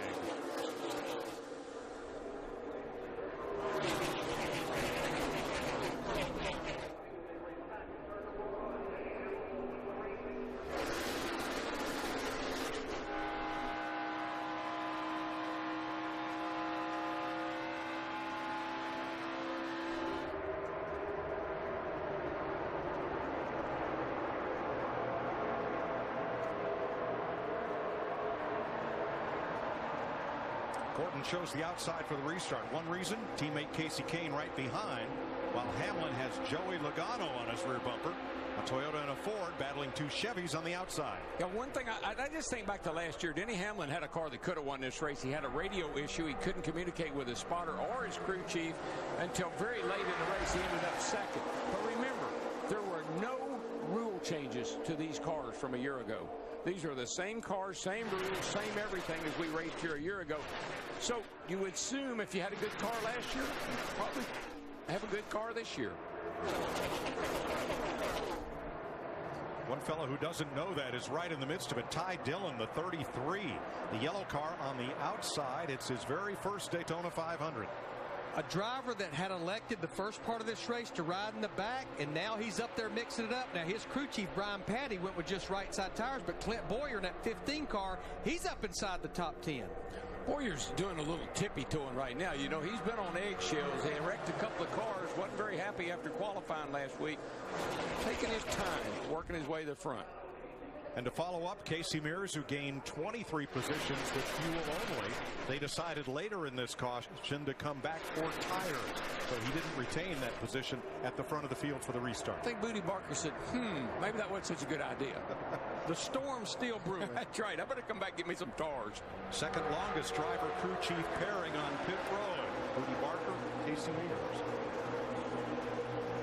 behind Jimmy Johnson and Chad Knaus. Yeah, Jimmy and Chad, they've been together 13 years. This is their 14th season together. What happens in a situation like we're in right now, Mike? This is when the crew chief starts telling the guys that lost the draft earlier, don't let that lead pack get away from you. A little bit of desperation sets in here because you start saying, I got to hang on to that front pack. Don't want them to get away like they did the last time. That front pack, Darrell, is nearly the whole pack. Right now, it's looking like some of the preliminary races we've seen down here. And, of course, we usually see a lot of action when these cars are bunched up like they are right now. 37 cars on the lead lap. And for the lead, Dale Earnhardt Jr. and Joey Logano. Ooh. Look at Boyer. Boyer just slid right up in front of Hamlin in that 11. Boy, he did. I think a little give and take right there. Keselowski, Casey Kane might have bumped just a little bit coming into the trial before wide. And I tell you what, wow. Jeff Gordon's not in a very good spot right there right now. A guy that's led this whole race is drifting back through the middle of the pack here. Not sure if there's something wrong with his car, tires adjustment or whatever, but he's fallen back some from that earlier run he had. See him right there.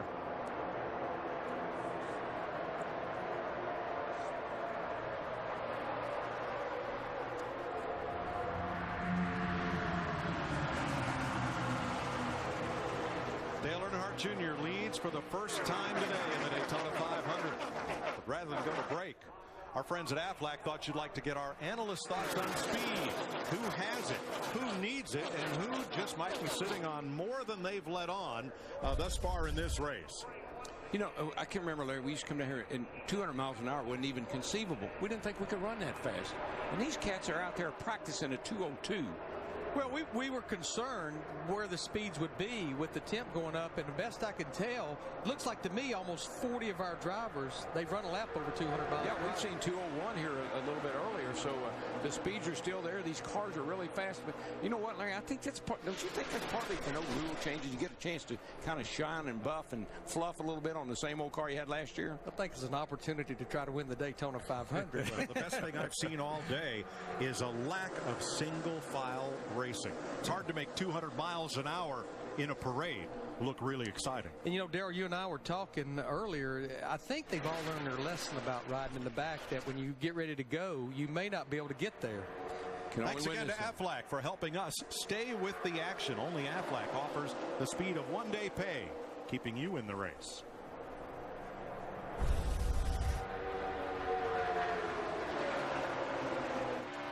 Here comes Harvick on the inside. Now Harvick has led very few laps in the Daytona 500, but he has led the last one.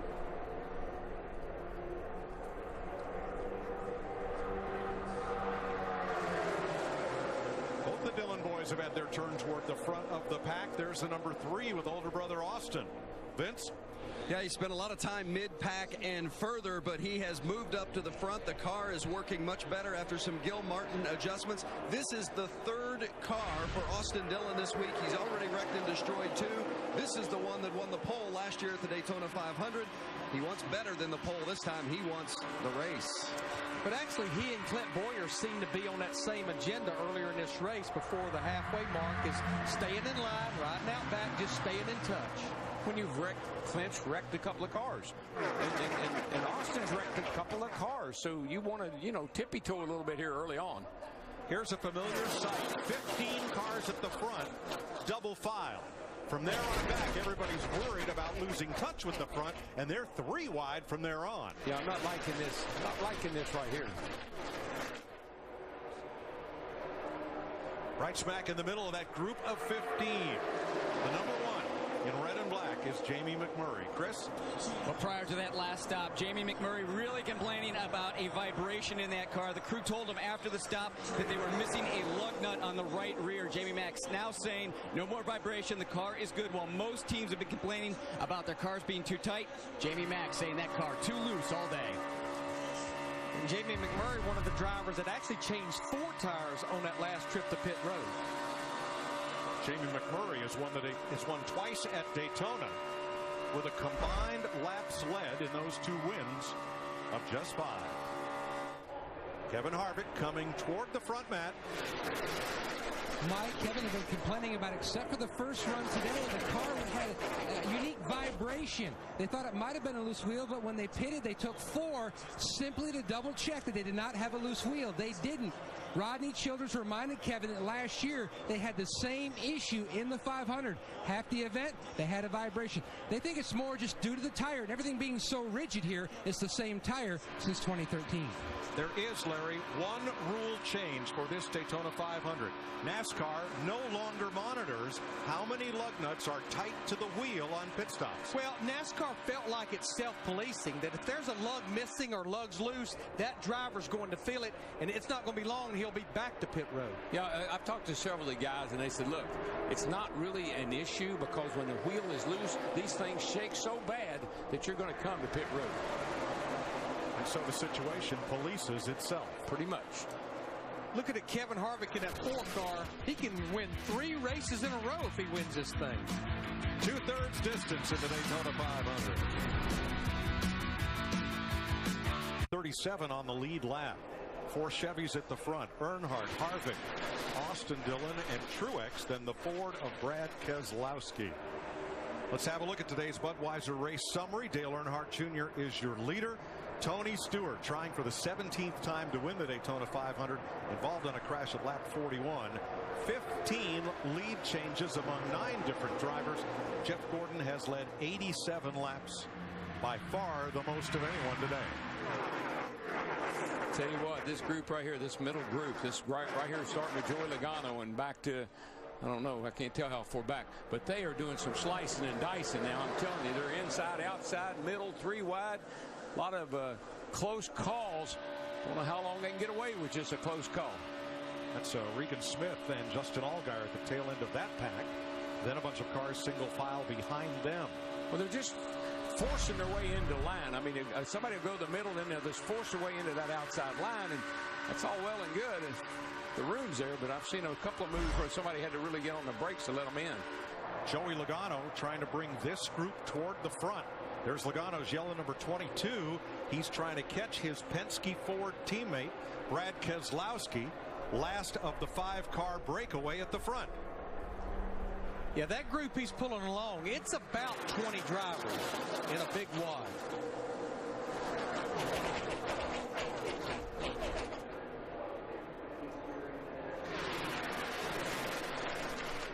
.73 laps to go with what, Larry? 2 more pit stops? Actually, Mike, it's borderline on 1 more stop, but I mean very borderline. After a penalty, the 78. Martin Truex Jr. up to 4th place. Jamie? Very nice rebound for this team. Too fast entering was the penalty. He was shuffled back as a result. Now he's moving forward in a car that he said he didn't think was as good as his Sprint Unlimited car, but they've been adjusting each stop. In the last round of stops, they made an adjustment, didn't even put new tires on it, and he's happy. Yeah, I was going to say they made that ground up, Jamie, and they elected to go with fuel only just to try to get that track position. Just another one of those things that you just almost unheard of through the years. To come down here, man, you're begging for a caution to throw 4 tires on these things, and now the guys are able to 2 lefts, and in his case, in the Martin Truex Jr., no tires. That is amazing. Jimmy Johnson has rebounded nicely from that pit road penalty. Riding with Sam Hornish. And the number 18, Matt Crafton, the 2-time and defending Camping World Truck Series champion, who has been a Sprint Cup test driver for Joe Gibbs Racing. Joe and J.D. Gibbs felt he had the most experience of all the available drivers to put behind the wheel today. And Matt Yoakum, Matt Crafton, doing a great job. Doing an excellent job right now. Now, can you imagine Friday night he competed in the truck race. Saturday, he drove his motorhome back to North Carolina. When he was getting close to home, he ordered takeout, sushi. And then, as he pulled into his driveway, his phone started blowing up with text messages. And he said, honey, we are going to be turning around and flying back to Florida. And then that's when the whirlwind really continued on. Doing a great job so far. He's just telling the 18 guys that he's just going to school. Remember, his first Sprint Cup start, every lap is a learning lesson, and he's just going to school right now, riding mid-pack. Yeah, Kyle Busch, Samantha. The old crispy M&M's car looks pretty good. Danica Patrick in the number 10 right behind. This is, depending on how you count, it's her third or fourth car this Speed Weeks. 3 times they have had to put a car in the truck and go to a backup. This car is actually the one wrecked in the Sprint Unlimited and repaired. And Jamie, looks like Danica is running well. And this is an oldie car. So many people bring a brand new race car here. Well, this is its 4th Daytona 500. Ran twice here with Ryan Newman and last year with Kurt Busch. Danica saying the handling has just been tight, and they've actually made more adjustments on this race car than anybody else in my section, trying to get it better. She's not fully happy with the 10 car yet. Well, this is one of her best racetracks, no question about that. She's been in the top 20 almost the entire day. Dale Earnhardt Jr. has now led 18 laps. And the complexion of the race changes when the car that's been fastest all week is out front. Brad Keselowski noted. I forgot Dale's just pulling this draft so fast. Nobody can keep up. 10-4, not a surprise. Dale's too quick. Here's your nationwide performance update on Dale Earnhardt Jr.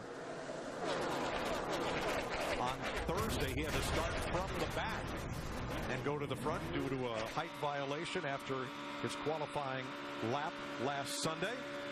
But today he started up front and run up front. He's been no further back than 8th place all day. You know, Dale Jr. always said, I really don't care to drive the 3 car, but I would like to keep the Earnhardt legacy alive and moving. And if you do the numbers, his dad, including all special events, Xfinity Series and all, won 34 races here at Daytona. Dale Earnhardt Jr. has won 15. If he can get that 88 car to victory lane, that will be 50 Earnhardt wins at Daytona. Wow. And that's the Dale Jr. Nationwide Performance Update. At the top of our show, Larry talked about dark horses, drivers you might not expect to be in position to win the Daytona 500. However, Sam Hornish, running the number 9 for Richard Petty Motorsports, now is in 7th place. Vince?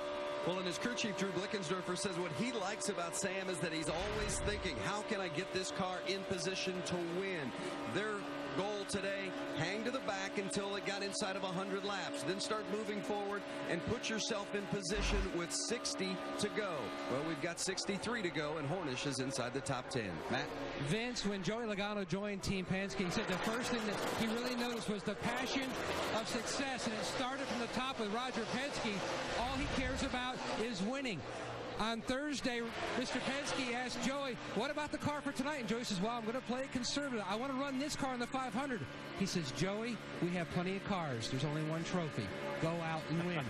Right now, they've got a little bit more work to do, Mike. The 22, it's a lot more tight this run than the previous. Yeah, great story. Tony Stewart's car had been under repair. He came out, went back to the garage. Looks like Stewart will finish 42nd. In this 500. You know, Mike, that Roger Penske attitude, but that's pretty much these owners' attitude across the board. Whether it's Rick Hendrick, Richard Childress, whomever it is, they all have that attitude. We want to win everything we can at Daytona. This is the place to get the job done, man. Don't leave anything on the table.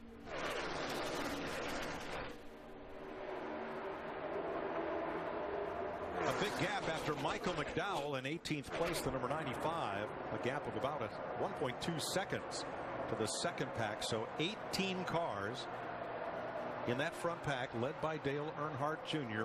For the most part, single file. But just ahead of McDowell, the number 19, Carl Edwards. Chris, how's he faring with his new team? Well, Carl Edwards had that penalty early on after he was running up front. That penalty for speeding into pit lane. Edwards was making his way back to the front, but about 10 laps ago, he came over the radio and said, hey, guys, it is just way too crazy in the middle of this thing. I think there's possibly a wreck coming on here. So he went to the back. He dropped back to about 30th. But now that they're 2x2 again, he's pushing back to the front. Yeah, I think he saw the same thing we were seeing there for a little while when they were 3 and 4 wide and kind of banging around, bouncing off each other. But now they've separated a little bit, and Carl's on the move. We're somewhere around, I'd say, 10 to 15 laps from what would be green flag pit stops. They're really going to need to go to around lap 154, 155 if they want that to be their final stop under green. 141 complete this time by. Dale Earnhardt Jr. leads his 28th lap of this Daytona 500. The Daytona 500 on Fox is sponsored by Warner Brothers Pictures. Run all night in theaters everywhere, March 13th. Time for a KFC race break. NASCAR on Fox, and drivers are hoping to add a Daytona 500 title to their bucket list. A quick recap: it's been a Chevy show, and more specifically all afternoon. The Chevy's Rick Hendrick Motorsports team, Jeff Gordon starting on the pole in this, his 23rd and final Daytona 500. The four-time champ and three-time Daytona 500 winner with his family and introductions, an emotional moment, chatting with us on the pre-race show and taking it all in. A couple of drivers like Matt Crafton in for the injured Kyle Busch in the 18 car, his first Cup race. Regan Smith in for Kurt Busch in the 41. Gordon led that first lap. In fact, he's led the most laps. Last 7 races, Gordon has led the most laps in. He has not won those races. Tony Stewart 0 for 16 in the Daytona 500. Into the wall, there was some dirty air. Looked like it was caused by the 19 car of Carl Edwards. A close look, it creates that loose handling car of the 14, and that's what caused the mishap. Matt Kenseth was also involved in that as well. Gordon has led the most laps, but Dale Earnhardt Jr., his Chevy and Hendrick Motorsports teammate, taking the lead here. Remember, last year, Dale Earnhardt Jr. took the lead late, led 54 of the final 70 laps to go on and win that race. This has been a KFC race break as we head back upstairs to Larry, Darrell, and Mike. Thanks, Chris. One driver has been able to work the outside to get past Dale Earnhardt Jr. or Jeff Gordon, and it's been that yellow and red Ford, the Roger Penske car of Joey Logano, and he has done it this time. He's led the last 3 circuits. This is the second time or third time that Logano has led today. See, I wonder what his teammate Brad Keselowski thinks now. He said that nobody could do anything with Dale Jr. He was in the 88. He's pulling him around here, pulling him around too fast. Logano, with the help of that 48 car, Jimmy Johnson, the 24 out there of Jeff Gordon, they pushed him to the lead. He dropped to the inside, and he's been there ever since. Yeah, Jimmy Johnson in the 48, he had been trying to pull that outside line. He could not do it, but as soon as Joey Logano, when that 22 got there, he pulled him right up there.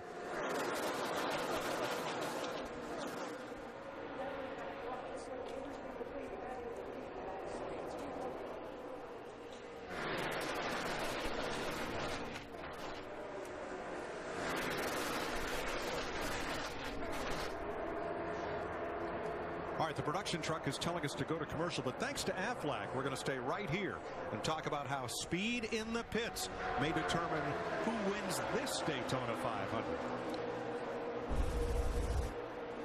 Well, what I'm seeing, we're about 4 to 6, maybe 7 laps to that pit stop. It's going to be a green flag stop. Think about the last time. 5 pit road speeding penalties, and then the 48 crew going over early, a little late for a mistake now. Yeah, do you think it'll be, is anybody going to take fuel only? 2 tires, 4 tires? What do you think the strategy will be right now? Well, you're going to have to fill it with fuel. Yep. So 2 tires are free, and that's why I said earlier, I think all of those drivers did 4 where they can do this time. Do 2 just this time. I know we have electronic monitoring of the speeding penalties, but have we ever seen this many penalties on pit road in one 500? But honestly, with the pit road technology, I'm surprised there's not been more. But remember, Mike and Larry, there are no new penalties. They're just being monitored differently. They are now being monitored electronically, not by somebody standing down there and saying, well, I wasn't sure if he was over too soon or not. Now they know for sure. And that levels the playing field for everybody. Nobody gets an advantage that way. Whoever gets off pit road first, that could be the game changer. Thanks, Aflac, for letting us sort this out as far as pit stops. Jamie? Michael McDowell doing a nice job today. He likes his car in the draft. He can move all around, had dropped back for safety. This call was right sides only. You You know, the other thing I remember about that last set of green flag stops, that one lap where we had about 20 to 25 drivers on pit road at one time. I'm wondering if they'll mix it up a little different this time or try to. Now, Martin Truex made his stop while we were in the last commercial because they didn't get it full of fuel the last time in. Yeah, he only ran 38 laps, so he pitted with 55 to go. He'll definitely have to make another stop. Casey Kane on pit road. Here he comes. That's one of the early leaders coming to pit road. A.J. Allmendinger with him. And a few more toward the back of that lead draft. 3 more cars coming to the pit lane. Matt? And Mike, he's hitting pit road. Casey Kane is without his teammates. They're 2 more laps before they're going to pit. Kane, a great run this past run. The first time the car has not been too tight. 4 tires for the 5. David Reagan, David Gilliland, and Michael Waltrip on pit road this time. There's Reagan's Ford. Yeah, to me, the magic number is right about lap 154 to make it on one stop. Larry, the magic number's now. Yeah, here we come. Kevin Harvick, Jeff Gordon, Carl Edwards, Jamie Hornish, and more. Jamie? And Clint Boyer in that 15 was in the back for quite a while. Been working on the car to make it better. It's handling better. Let's go over to Chris. Carl Edwards was pushing his way back towards the front there. Told the team right before he came in, still a little bit too tight. Going to do 4 tires on this stop. Matt? 2007 champ in the 500, Kevin Harvick. They're going to go 4 tires on this stop. Car pretty solid. No major complaints this run. Next time by, the Penske cars will come. Yeah, all the Childress cars and the Richard Petty Motorsports cars on this lap. And now Joey Logano is going to need to lead another group in. Greg Biffle stays out, but here comes Logano, Earnhardt, Johnson, Keselowski, and one car went way out into the grass. Johnny Sauter, yeah. Jamie? And Jimmy Johnson rebounded nicely after that penalty. Over the wall too soon earlier, but his car is good. A 4-tire stop here. Junior saying when he's out front, the car just a little bit tight in turn 4, but when he's up underneath somebody, tight at both ends of the racetrack. 4 tires. Matt? Team Penske on pit road with both cars. 4-tire change for Joey Logano. You can see the wrench in the back window. Significant adjustment. The car much tighter this past run. A handle off the corners. Logano and Keselowski get out right together. Well, 2 cars between them, but perhaps they'll be able to link up as teammates would like to do in the closing stages.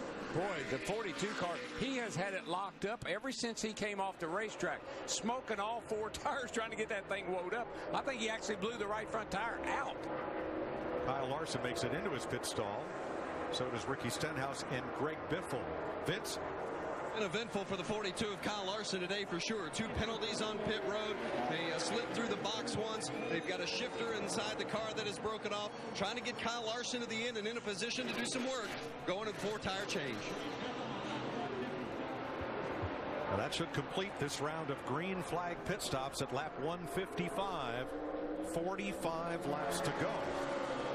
Let's have a look at Kyle Larson, Darrell, trying to get down to pit road speed. I don't know how he ever even got slowed down as much as he did. He blew out the front tires. I mean, he had this thing locked up, sliding. Look at that. That's coming off turn 4. He must have been doing 180 mile an hour. We had 10.5 hours of practice. I'm not sure anyone practiced coming on pit road more than Kyle Larson did during those practices. And I think he did that a lot when he was doing these practice runs earlier in the week. So, man, he needs to back her down a little bit. Son. He comes back on track, 1 lap down to the leaders. Joey Logano has a friend 2 cars back. That's that white Ford of Brad Keselowski. Jimmy Johnson right in the middle in a Chevrolet. The orange car is the Toyota of Carl Edwards. Yeah, we have a lot of multi-driver, multi-car teams, but I'm not sure any 2 drivers work together better as teammates than Brad Keselowski, Joey Logano. 11 wins total last year. Yeah, I found it interesting, though, that he thought Dale Jr. was a lot quicker than everybody else, that nobody could get up there and challenge him. But Joey Logano drove right around Dale Jr. and now leads the race.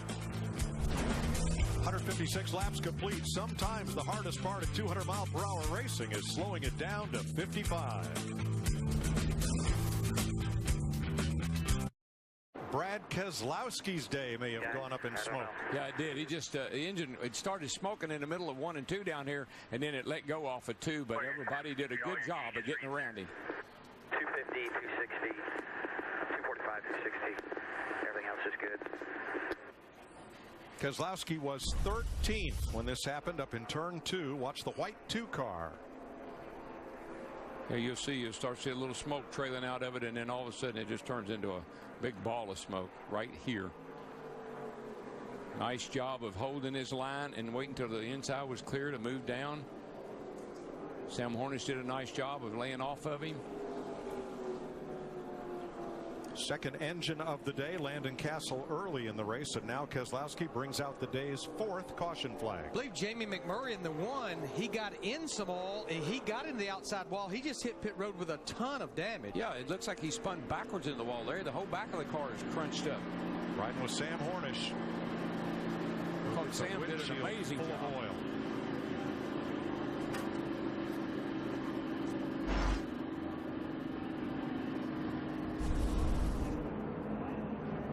Brian Newman on pit road, right front, and there's the side of Jamie McMurray's car. It looks to me like these two may have run into each other, the 31 and the 1. Yeah. And Ryan had nowhere to go. Yeah, one got into the oil and slipped up into the wall, and then Ryan was coming right behind him. He was probably in the oil too. Ryan Newman in 31 slammed into the back of Jamie McMurray. So trouble for Newman and McMurray. Pit road is open on that green flag pit stop sequence. Dale Earnhardt Jr. went from 2nd to 12th. The reason we found out is they held him while they got that fuel cell completely packed with fuel in case they could go green flag all the way to the checker. The caution flag erases that strategy. Well, we've only run about 5 or 6 laps. If you think you can't make it, this is a good opportunity to come to pit road and top that thing off with fuel. I think this is a big break for Martin Truex Jr. in that 78. Remember, he had to short pit because he was not full, so this gives him an opportunity. Yeah, there's Jeff Gordon. Jeff Gordon on pit road. Looks like he's going to top up, but that car hadn't been as good the last couple of runs as it had been earlier in the day. It's been falling back through the field a little bit. He leads McDowell, Patrick, Kane, and about half the field onto pit road. Matt? And Jeff Gordon's only going to get about 4.5 seconds of fuel to top him up. Meanwhile, his teammate, the 5 of Casey Kane, similar situation. He's already topped off. Well, this is insurance. You think about our last 10 Daytona 500s, we've had 6 green-white checkers. Austin Dillon had to back up in his pit stall to get out, partially blocked. Brad Keselowski, past series champion, has brought out the 4th caution flag of the day.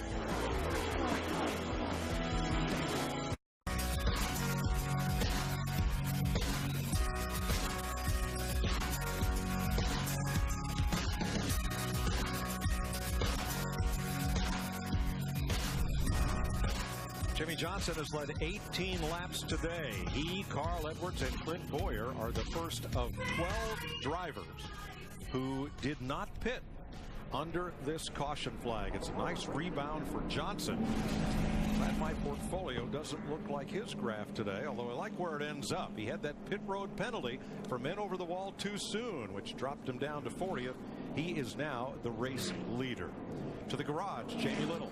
Smoke is still billowing back here and oil everywhere. Any idea what happened there? Yeah, I guess an oil containment issue. Something happened. The bottom of the oil pan's knocked out of it. So, you imagine you broke something really important. It's a shame. We're just starting to get positioned, Jamie. The last run here is right in front of us. And, we're running up in the top 10. I think we just got to the top 5. And it broke. That's the way it goes. Brad Keselowski's hopes for a Daytona 500 victory are over today. Normally, Larry, if you blew up in a Daytona, you say, okay, well, we're done. But with the new chase format, not so much. Jeff Gordon has clinched the bonus for leading the most laps today. Sprint will cut your rate plan in half, bring them your Verizon or AT&T bill, and turn in your old phone. And Sprint will do just that. Visit a Sprint retail store or sprint.com/half-price.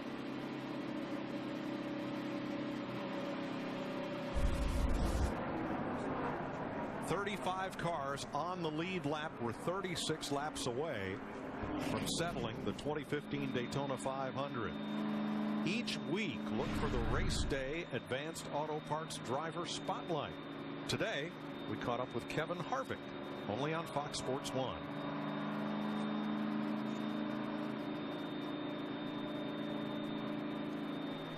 Everything okay with Jimmy Johnson? Listen to this.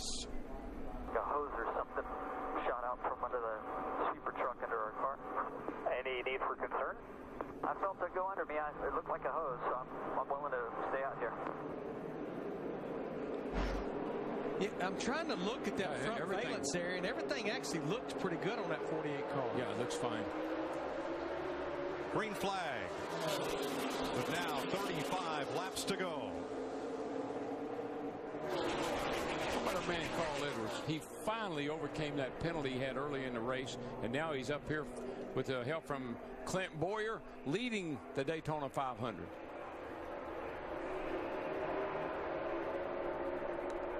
Two Toyotas on point. Kevin Harvick, Jimmy Johnson, and Chevrolets with Paul Menard on the inside trying to close. Joey Logano looking low, and there is Matt Kenseth. Rather, Kenseth still two laps off the pace.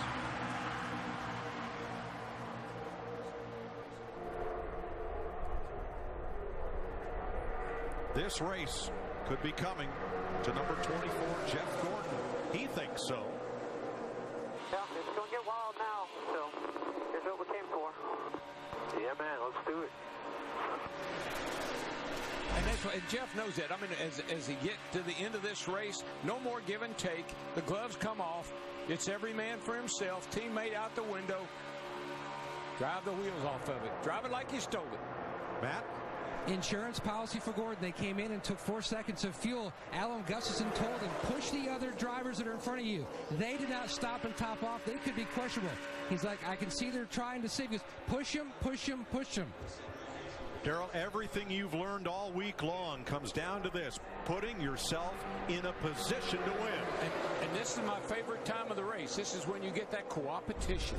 I'll work with anybody. I'll cooperate with anybody if you can help me win this race. How about here? That little tight right there, a little bump in that left rear. Move up out of my way. I'm in a hurry, dude. I won't get to run there next year. I want to win this thing.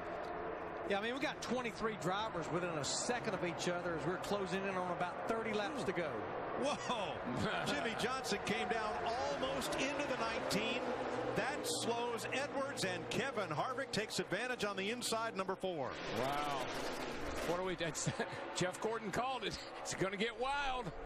But I see two of the fastest cars all day long in that outside line. Dale Earnhardt Jr. in that 88, Joey Logano in that 22. Tell you one thing, if I was in this race, I'd want to be right where that 48 or that 88 is right now. But I wouldn't want. Don't look back. You don't want to see what's going on behind you. Never mind that single file orderly procession before the caution flag. It's now double and triple file all the way back from the front trio. That's just been these two cars have been the best two cars here all weekend. The 48 and the 88. They've just been the cars to beat. Top to bottom, Dale Jr. We've seen that move before this week. He used it to win his Budweiser duel race. But Jimmy Johnson covers the spot. Dale Jr. wants that lead back. I mean, he wants to get up there. He knows it's go time, baby. It's no time to play teammates. We got to race. Oh, out there slicing and dicing. There's Joey Logano in that yellow 22. Well, he's the only cat that's been able to pass that 88 by himself. Darrell, with 31 laps to go, why are those two blue teammates at the front fighting, not following? They're not. Listen, at this point in the race, he is not your teammate anymore. He's your competitor. You outrun the competitor, whatever it takes. Looked like Joey Logano in that 22 gave Jimmy Johnson in the 48 a pretty good push down the back straightaway. Logano's been the only car that could drag that outside lane to the front against the bottom feeders that hug the yellow line.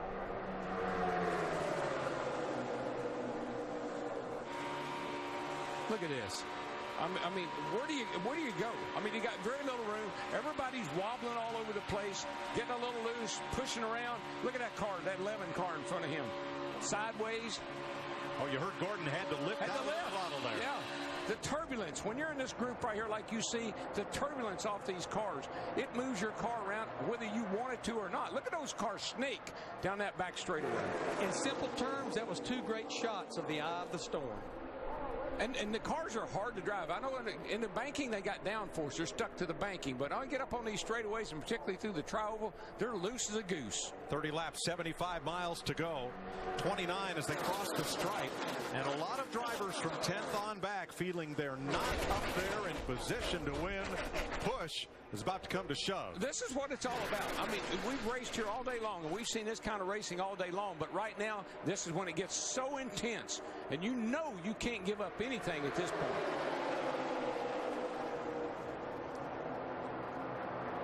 When I look at our top 25 drivers, every one of them feels like I still got a chance here with less than 30 to go. But what I see, Larry, is everybody knows they need to be in the front. They need to be leading this thing, because we've seen it. The guy in the front can hold everybody else at bay. Denny Hamlin's been trying to make that middle lane work, and that black number 11. But the inside and outside lanes just a bit too strong at the moment. There's three good ones right there. You got Kevin Harvick, Denny Hamlin, and Carl Edwards side by side.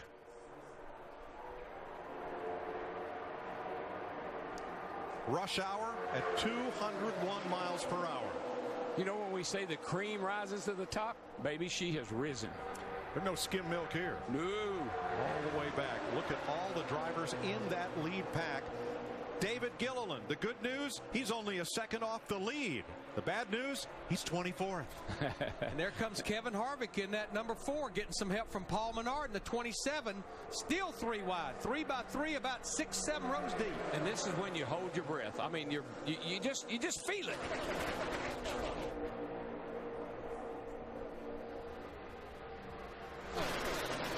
"27 laps to go. Jimmy Johnson has just led his 26th lap of the day. You're watching Fox NASCAR coverage. He knows it. Racer driving for the famed Wood brothers. The engine has let go, and that puts us under caution flag number 5. See him go up in a ball of smoke, and he's right up in the middle of these guys and gals have done an amazing job today of keeping from running over people when they have problems like this. But I look at that 21 car, I think about 1963, Tiny Lund driving a 21 car. You know what made that day special? Ran the whole race and never changed tires. Check it up here, check it up, down, down, down, down, down. You're clear, yellows out, yellows out, yellows out. 5 times car owner Glenn Wood's been to victory lane in the 500. He's been to every Daytona Speed Week since 1947. I asked Leonard, I said, how was you able to do that? He said, I tuned that car where the tires, all 4 tires, were sitting flat on the racetrack, and the car never slipped. Wow. All right, Larry, we've got 23 laps to go this time. Do you pit? Do you stay out? Well, I don't want to do anything to put my driver back in that eye of the storm. And, the guys that did not pit the last caution, they have about 15 to 18 laps on their tires. I don't see any of the leaders coming to pit road. We'll probably see some of the drivers on in the back of the pack come, but I think all the leaders will stay. The first 6 drivers and 8 of the top 10 did not pit under the last caution. Among the top 10, only Jeff Gordon and Martin Truex were in. But here comes Danica Patrick, the Dillon brothers, Sam Hornish, Justin Allgaier, and about 6 more. 5th caution flag of the day. 23 laps to go in the Daytona 500 on Fox. There you go. Great job. Shoving you hard. You're going to get a push coming to you. Here he comes. Right on you. Tony closing to help you. Bottom line definitely has better pushers right now. Everybody's tight. Chris Myers back trackside, 21 laps to go under caution. Quick recap, Jeff Gordon, the pole sitter, he's clinched the most laps led in this race, 87 total. Tony Stewart going to be 0 for 17 in his career at the Daytona 500 after this earlier mishap. The fans were up because Dale Earnhardt Jr. took the lead. Led 32 laps. Jimmy Johnson, his Chevrolet teammate, led 3 different times. 30 laps total, and is your current leader. Brad Keselowski, who was 3rd in the Daytona 500 last year, never led, but had engine problems affecting Ryan Newman and Jamie McMurray, both previous or past Daytona 500 winners. And they're flying around like jets here at Daytona with Jimmy Johnson leading Joey Logano and Dale Earnhardt Jr. at the moment. Let's rejoin Darrell Waltrip, Larry McReynolds, and Mike Joy. Thanks, Chris. 20 1/2 laps to go in Daytona. Jimmy Johnson at the front of the pack. Joey Logano second. And Joey Logano has a concern based on the last 2 caution flags. Matt? Mike, it goes back to when Brad Keselowski's teammate lost an engine. Joey told the team, find out what happened and let me know if there's anything that I can do from inside here. And then, under this current caution, they gave him the word. They said failure on the 2 car. Nothing you can do to help it. The 21 just flew up right there? Yeah, I believe so. Great job, Joey. Just keep looking forward. We're good here. So the 2 is his Penske teammate Brad Keselowski. The 21 is the Wood Brothers Ford, which has an alliance with the Penske team. Joey Logano's looking nervous. But that last voice was Roger Penske's voice. Just keep looking ahead. And you don't know how. It sounded like Keselowski's temps were a little high. Looking ahead, here's our Aflac 20 to go. Let's reset the field for this last burst of speed, brought to you by Aflac. Who do you like? I'm going to stand by my man. I said Dale Jr., and I'm going to stick with him. Larry? Well, I like Dale Earnhardt Jr., but I'm not going to rule out Joey Logano in that 22 car. He's been fast all day long. And right behind them, Clint Boyer, Denny Hamlin, Carl Edwards, 3 Toyotas to try to run down those 2 Chevys and Fords at the front of the field. That's our Aflac 20 to go. Not sure we're done with caution flags just yet. Here's our aerial coverage provided by Goodyear. Everything they learned making tires for the grueling demands of NASCAR inspires what rolls into yours. Goodyear, official tire of NASCAR. Well, Mike, we've had 5 cautions for 22 laps. I'm back studying trends again. If you look at our last 10 Daytona 500s, the average lap that the last caution came out on, lap 194, 6 to go. And as I said earlier, the last 10 Daytona 500s, 6 green, white checkers, a little overtime. I think the smartest thing you said was, we're not done with cautions yet. Well, let's find out. The Toyota Camry pace car is headed for pit road. Joey Logano on the inside. Jimmy Johnson had lane choice. He's on the outside. Row 2, Earnhardt and Boyer, then Hamlin and Edwards, Gordon and Harvick, Truex and Biffle, the top 10. Green flag with 35 cars on the lead lap. Baby, this is a 20-lap shootout. That's what this is. For all the money and the big trophy. Not some little plaque and not some little check. We're talking big track, big check, big trophy. Big bobble by Clint Boyer in the 15 there. Gathers it back up.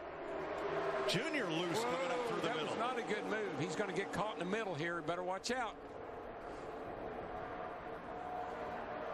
Boy, when you get in that middle like Junior is, you just can't. There's nowhere to go. You just fall back. And that's just that stay dry down the backstretch and into turn 3 from Ryan Blaney's engine, kicking up all that dust. Track should be clean in a lap or so. Boy, Junior went from near the front to probably back about 15th, looks like.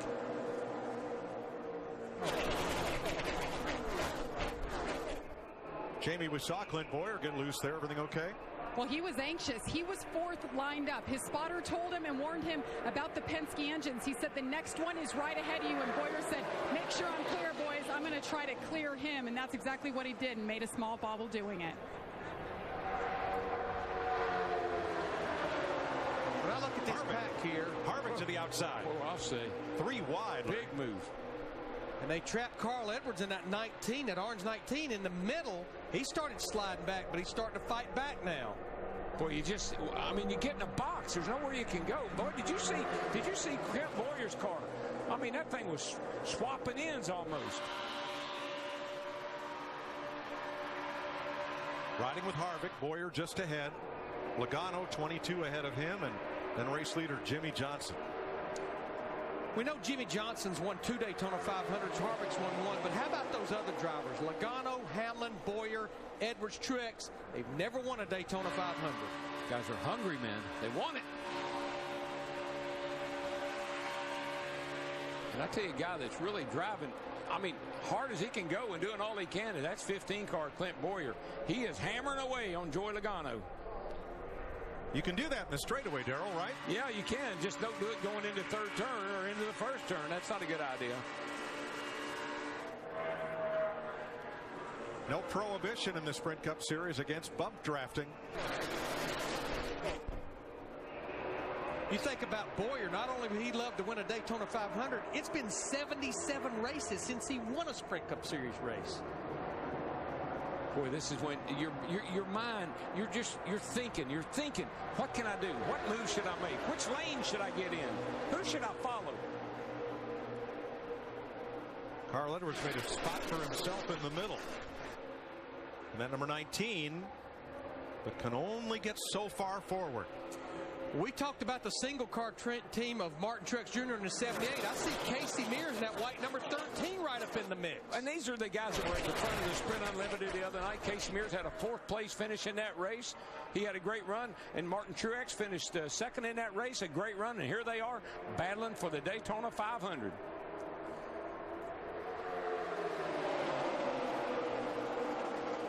"15 laps to go. Jimmy Johnson's led 37 of them. We're going to go side by side so you don't miss a moment as we close in on the checkered flag in the Daytona 500.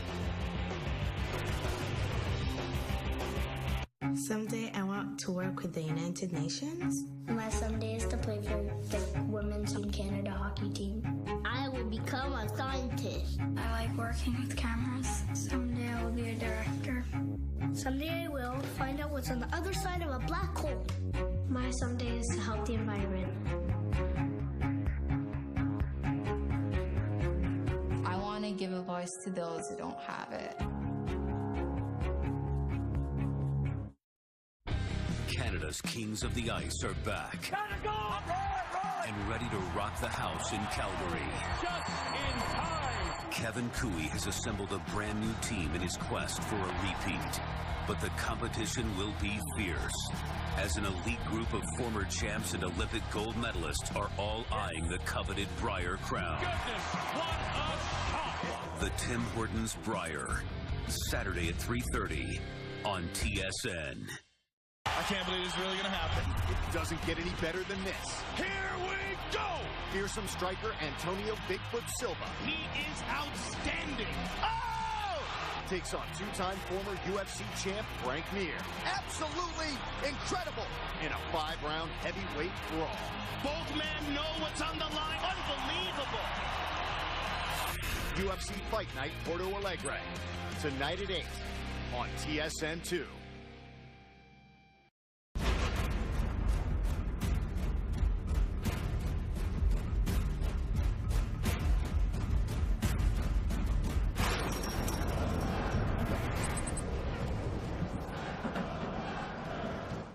Can you believe this? 3 wide for the lead with 12 laps to go. Have you ever?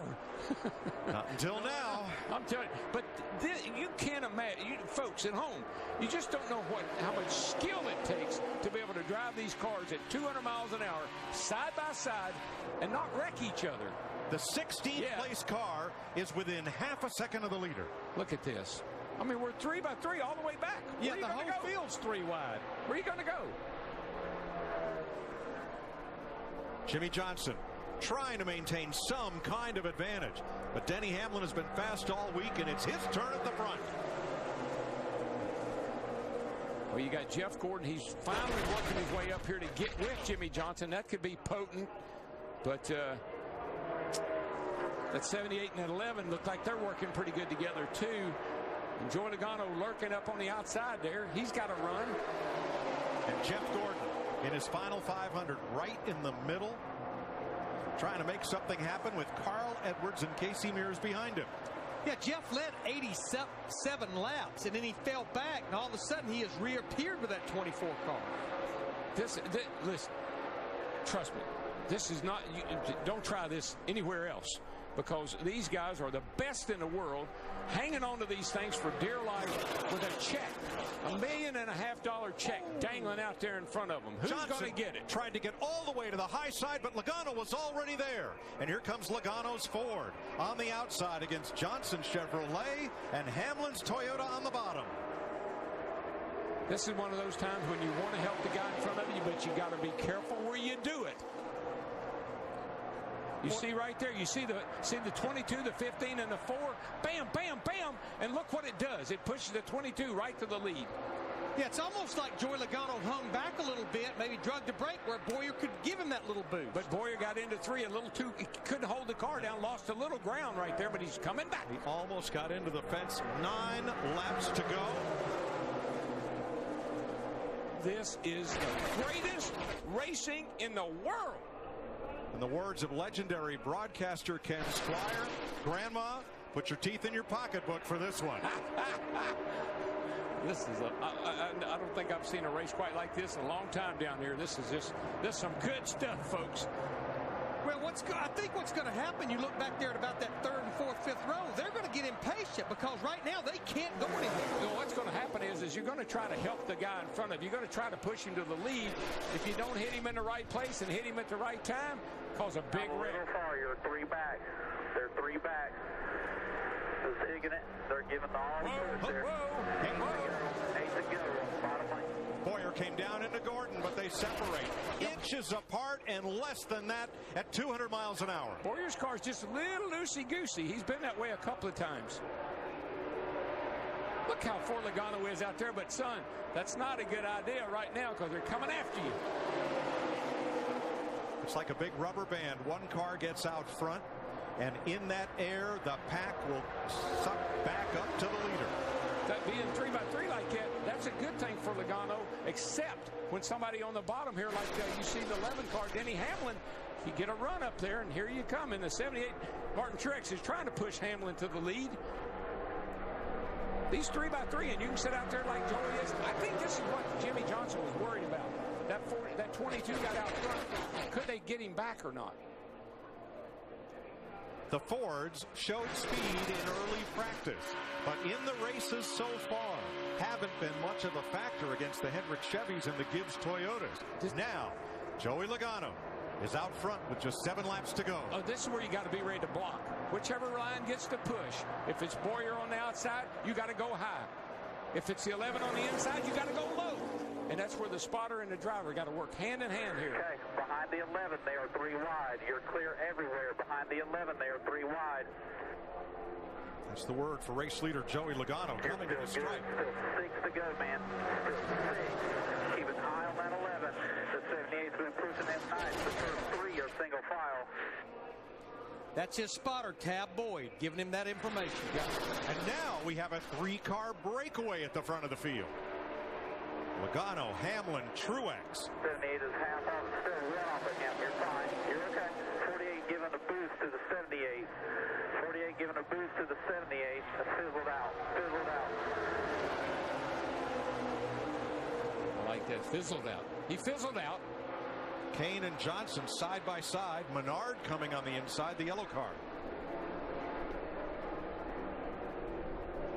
Man, he come off the corner, dust flying, smoking. Oh, my gosh. 5 to go.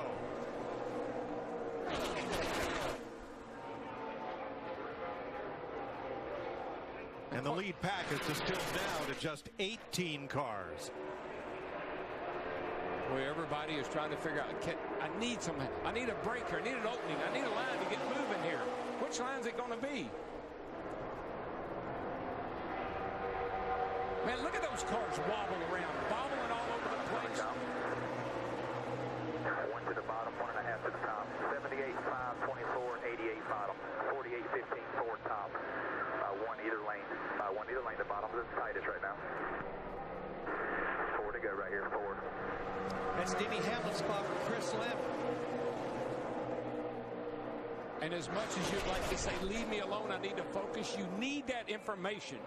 You got to have that information. Casey Kane took a look way down low. Outside, bottom 3. Still bottom 3. So we're getting hard out back. Nothing ahead of the 78. Jeff still with you. Half back in line.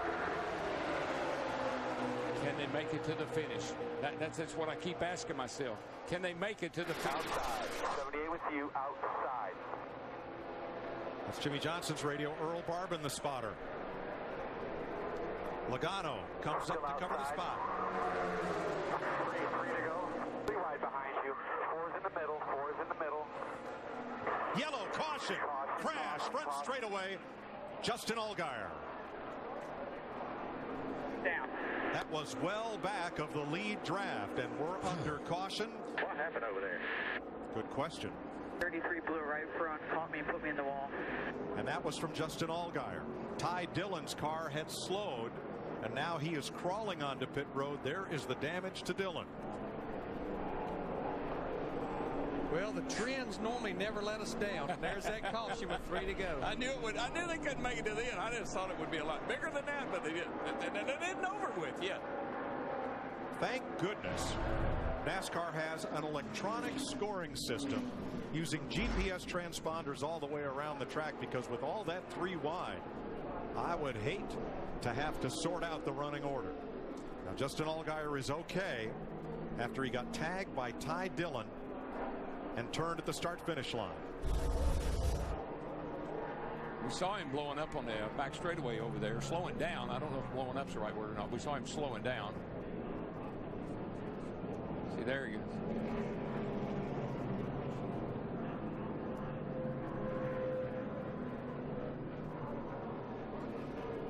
He had a pretty big pack of drivers coming at him. Barely get by.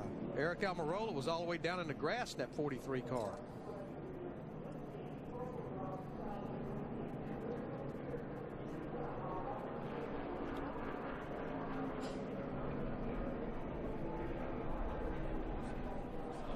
Tough way for the young Illinois driver to finish the 500. This is some of the most fantastic 3-wide racing ever seen in NASCAR. Our 5-hour energy big move of the race is going to be Joey Logano working that outside to take the lead. You know, those last 20 laps, nobody in this whole joint, everybody was standing up cheering. We went back racing at lap 181. That was 16 laps of 3 wide all the way back through the field. I see now why they didn't make any rule changes for Daytona, because the cars are fantastic. They handle great. They run great. Logano got a big push from Clint Boyer in the 5-hour energy Toyota. Could he have made that move without a push? No, I don't think so. That's what you're trying to figure out right now in your mind, with who do I give that push to that maybe could shoot them to the lead. The problem is, when you do that, you're probably going to stall out. You don't get the advantage. You give the guy in front of you the push and the advantage, but you don't get it too. So who do you help? Well, that happened Friday night in the Truck Series race. Terrio pushing his teammate, who went on to victory lane while he got swarmed and ended up, I think, 4th. He was 2nd with 1 to go.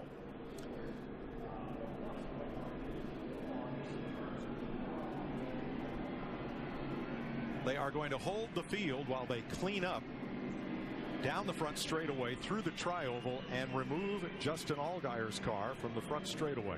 Joey Logano, your leader, in a Ford. There's Denny Hamlin's Toyota in a 2nd. Jimmy Johnson's Chevrolet is 3rd in this Affleck Field reset. Martin Truex overcame a penalty like Johnson. Clint Boyer up for 5th. Kevin Harvick, the closer, in 6th. Dale Earnhardt Jr. Chevrolet is 7th. His teammate Casey Kane is 8th. And their teammate Jeff Gordon in 9th. Casey Mears, the 10th place car, also in a Chevrolet. Carl Edwards in a Toyota, 11th. Greg Biffle's Ford. Looks like he's even pushing Edwards there in the 12th place. Austin Dillon, last year's pole sitter, 13th. Ricky Stenhouse, 14th. All these cars are on the lead lap. David Gilliland for Front Row Motorsports, 15th. Kyle Larson got a free pass, got back on the lead lap. Matt Crafton driving for injured Kyle Busch in the 18 in 18th. Now Paul Menard, 17th position for his Chevrolet. Trevor Bayne, former Daytona 500 winner, in 19th. Truck Series regular Johnny Sauter in 20th. 21st, banged up, bruised, not broken, A.J. Allmendinger. 22nd, Sam Hornish in one of Richard Petty's Fords. 23rd, Michael Annett. And 24th, Reed Sorensen, who had an issue in qualifying, crashed with Boyer, and didn't even know if he'd have a backup car, much less make the Daytona 500. Eric Almirola also on the lead lap. In all, 34 cars on the lead lap. Matt Yoakum? and it looked like Joey Logano was in the driver's seat. Now this caution, how does this shake up his run to the finish? It's expected. I think there's a 100% chance of a caution the last 10 laps here at Daytona. So we got a pretty good car. I think we'll have we've got a good line behind us. 15's been a good pusher for us. Done an awesome job helping us get to this position. So probably take that again. Good luck when you run to the checkers. Mike. Thank you, Matt. There is Roger Penske, the captain, up on the roof. And the man to the right is Tom Logano, who had his boy in a quarter midget at Meriden and Thompson, Connecticut, I believe before first grade. Yeah, all dads work hard for their kids, but I'm not sure any dad has worked any harder for their son's career than Tom Logano. He moved the family south from Middletown, Connecticut, to try to enhance Joey Logano's racing career, and it's worked out pretty good. And not just Joey's, but also Joey's sister. She was a figure skating. They moved to Charlotte. There are no ice rinks in Charlotte. The Logano's built one. It's now very popular. Yeah, Danielle going from Connecticut to Atlanta for ice skating. I'm not sure about that one. Snowmobile franchise in Miami. Red flag anticipating a green-white checker finish. Chris? Yeah, Mike, you saw Joey Logano in Las Vegas, a 12-1 betting choice to win this race. The emotional favorite for everybody, Jeff Gordon, is 23rd and his final ever Daytona 500 on the pole. Led 87 laps, has clinched that for this. Tony Stewart ended up getting loose, out of the picture early, now 0 for 17 in his career at the 500, but the fans were up for Dale Earnhardt Jr., who led 3 different times, and more than 30 laps. Jimmy Johnson leading as well with a 30-lap stretch. Brad Keselowski talked about the engine problems for Ford. This affecting Ryan Newman and Jamie McMurray, a couple of past Daytona 500 winners. But a couple of storylines as we look at this. Logano trying to win his first ever Daytona 500. Jimmy Johnson trying to win his third. And Denny Hamlin in a Toyota trying to win his first and the first for Toyota here at the Daytona 500. Let's head back upstairs to Darrell, Larry, and Mike. Thanks, Chris. Red flag out as they continue to clean up on the front stretch. A hello to our Fox Sports colleague, Steve Burns, who's been on pit road for all of our Fox Sports 500. Named this fall as the anchor of the Camping World Truck Series for Fox Sports 1. But Steve home battling cancer, and buddy, we're fighting with you.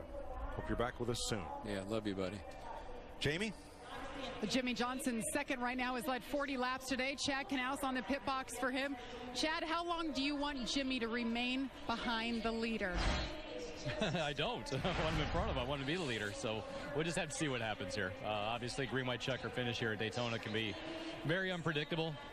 I think there's a good opportunity that we'll have more than one. So we'll just see how it all shakes out. But quite honestly, we've had a great Lowe's Chevrolet this weekend and couldn't be happier with the way the cars have performed for all of the Hendrick Motorsports teams. And, you know, Jimmy's doing a great job. We've led a bunch of laps. We had an unfortunate pit penalty, and we've come back from that strong. So I think it shows the strength of this car and this team today. All right, and safe to say these cars and teams are good on fuel with this caution, guys. Thanks, Jamie. And he questioned that penalty. We've had 21 pit road penalties today, monitored by cameras up on the roof and NASCAR's new pit road officiating system, where the officials, many of them are now located in that trailer, and also our Fox NASCAR rules expert, former crew chief Andy Petrie. Andy, 21 penalties, that seems like a lot. Yeah, but not really, Mike. It's a lot less than I thought we would see with this new system. I think it just shows just how professional these teams are, how well they prepared for it. There's a lot of penalties that it has flagged, but the only real consequential penalty that we've seen is probably, or the highest profile penalty we've seen, is on Jimmy Johnson's team. A little miscommunication on when they could go across the wall because of the opening that they had prior to their pit stall. I think they clarified that with Chad Knaus. They've overcome that, obviously, and what a race. This has been one of the best Daytona 500s I've ever seen. But Andy, I think that number's a little skewed or artificial, because I see about half of those penalties with too many men over the wall or throwing equipment. That was teams that was repairing wrecked race cars. Yeah, that's right. That's what added to that total. Mike says 21 seems like a lot, and it would at the face of it, but a lot of those were cars that were torn up. They've had all kinds of problems trying to fix it. They send extra people across the wall. Those penalties really don't impact their race because they're not going to really finish anyway. But I've really been surprised how clean pit road has been with this new system. Well, thanks, Andy. It's going to be fun having you with us all season long. Kim Lopez, NASCAR's first Hispanic flag person, is the chief starter for today's race. And she's lifted the nearly 7-minute red flag, and we are back under caution. Pit road is closed. We've completed now 199 laps. And NASCAR rules say that we can have as many as 3 attempts at a green-white checker. The first time that ever happened in the Daytona 500, it was today's pole sitter, Jeff Gordon, who went to victory lane. There was the restart in 2005. He had taken the lead just prior to that caution flag. And he holds off Kurt Busch to win his third 500. Hoisting the Harley Earl Trophy with car owner Rick Hendrick. 23 years. What a career for Jeff Gordon, who is going to run the entire Sprint Cup season for the last time this year. A lot of those memories have been made right here.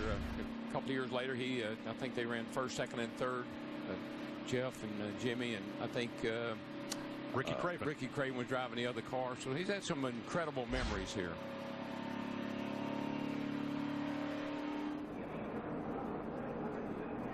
Getting ready for our first attempt at green-white checker. We listened in on second place Denny Hamlin. Get with be the 48 or the 15. I've seen this 1,000 times. Whatever line gets organized the best always prevails at the end, whether it's the top or the bottom. You know, once we go 3 wide, we're dead. We're all dead. So push all you can and see what happens. These are the moments crew chiefs live for. Great car. What's going to be your biggest concern here on the restart, Dave? Well, we just got to get a clean restart and get a push from behind. You know, the biggest concern is what the guys behind you do. Are they going to stack us 3 wide, or are they going to push? So it's exciting. Great American race. We're on the front row. We got a shot at it. What else could you ask for?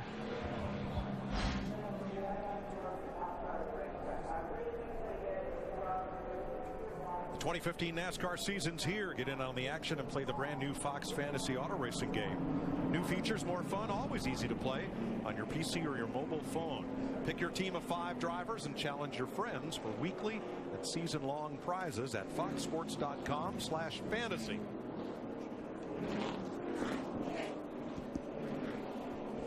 The starter will display the green flag, and then if the leader takes the white flag under green, the next flag will end the race, either the checker or the yellow, and video photographic evidence will be used to display the order of finish at the moment of caution if that caution occurs. If we get a yellow flag before the leader takes the white, we'll try it again, and then if necessary, try it a 3rd time. Logano's taking the outside, Mike, and that's putting Jimmy Johnson up there, or Denny Hamlin up there alongside of him. I think Logano must think that Boyer will help him, that he will get a better push from Boyer than if he started down on the inside.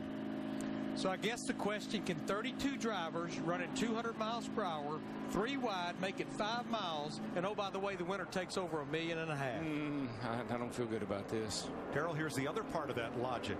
If Logano takes the inside, that puts Toyota's nose to tail, Hamlin and Boyer, on the outside, and clearly they would work together. Well, I know, but you take that 11 car of Hamlin, the 48 of Johnson, and the 78 back there of Martin Truex. Those are 3 potent cars. I'm not sure what Logano's thinking, other than I know that he and Clint Boyer worked really well together early on to get him up front. But it seems like Joey has been the strongest up on the high side. Dale Jr. has been fastest all week. He restarts 8th. Does he have a chance? Anybody in the top 20 have got a chance, I can tell you that. Pace cars in to settle the Daytona 500. Joey Logano brings them to the line. Denny Hamlin to his inside. It's on. Kevin Harvick in that 4 was really pushing Clint Boyer in that 15. Well, buddy, I tell you what, that was a pretty good restart for that 22 car. He can go where he wants to now. I think he'll stay with Boyer, though. I don't know what it is, but I think he and Boyer got a little something going. Hold your breath for the next 30 seconds as 4 cars try to break away from the field. That 22, it reminds me of Matt Kenseth and the Unlimited the other night. That 22 is out front. He's hard to catch.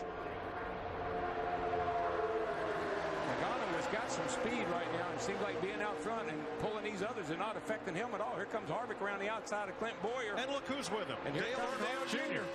But look at the run that Harvick had off turn 4 in that 4 car. White flag this time. A lot of jostling back in the pack. The leader's going to make it under the white, under green. Logano, Harvick, Earnhardt, Boyer, last lap. Guess what? The race is getting ready to start off turn 2. It's all on from there on. Car smoking back of the field, drops back out of play. 3 wide.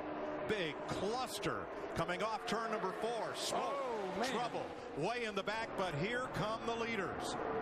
The question is, are they going to throw the yellow, or are they going to let them race back?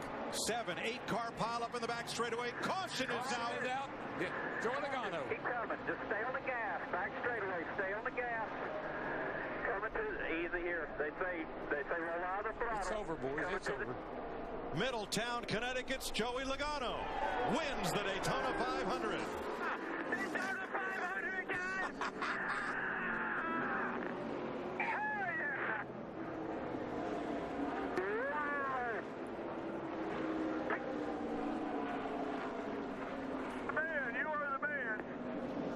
Ninth Sprint Cup Series win for Logano in his 220th start.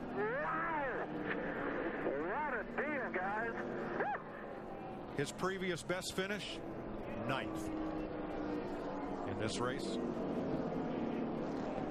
He won the Xfinity Series summertime race in 2011. Car owner Roger Penske is going to have to scramble down to victory lane to help celebrate. And the Fords may not have been fast all week, but they were fast when it counted. Jeff Gordon is involved in the backstretch pileup that ends this Daytona 500.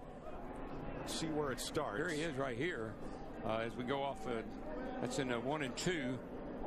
Start off from the back straightaway over here. Let's see what happens. 4 wide. And Austin Dillon tips Jeff Gordon. Yep. And it's on.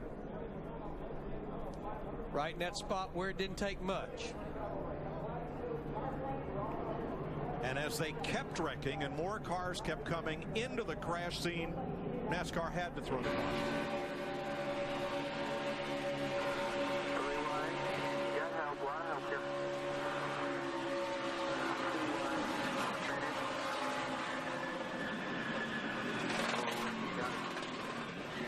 Look at him work that wheel.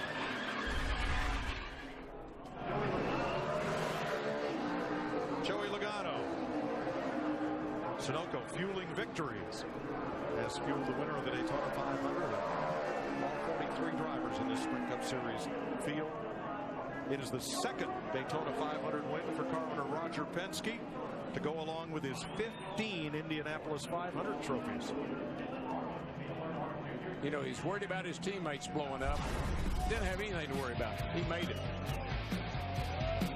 Joey Logano celebrates in Daytona.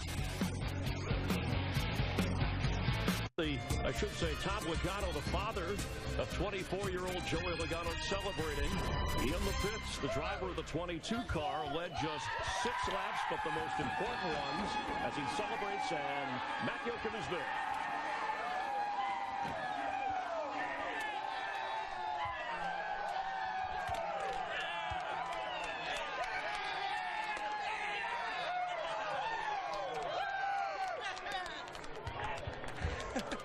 The kid quarter midget racer dreamed of one day going big time and beating Jeff Gordon. You not only beat Gordon, you beat everybody else in the field. Your first 500. Can you believe it?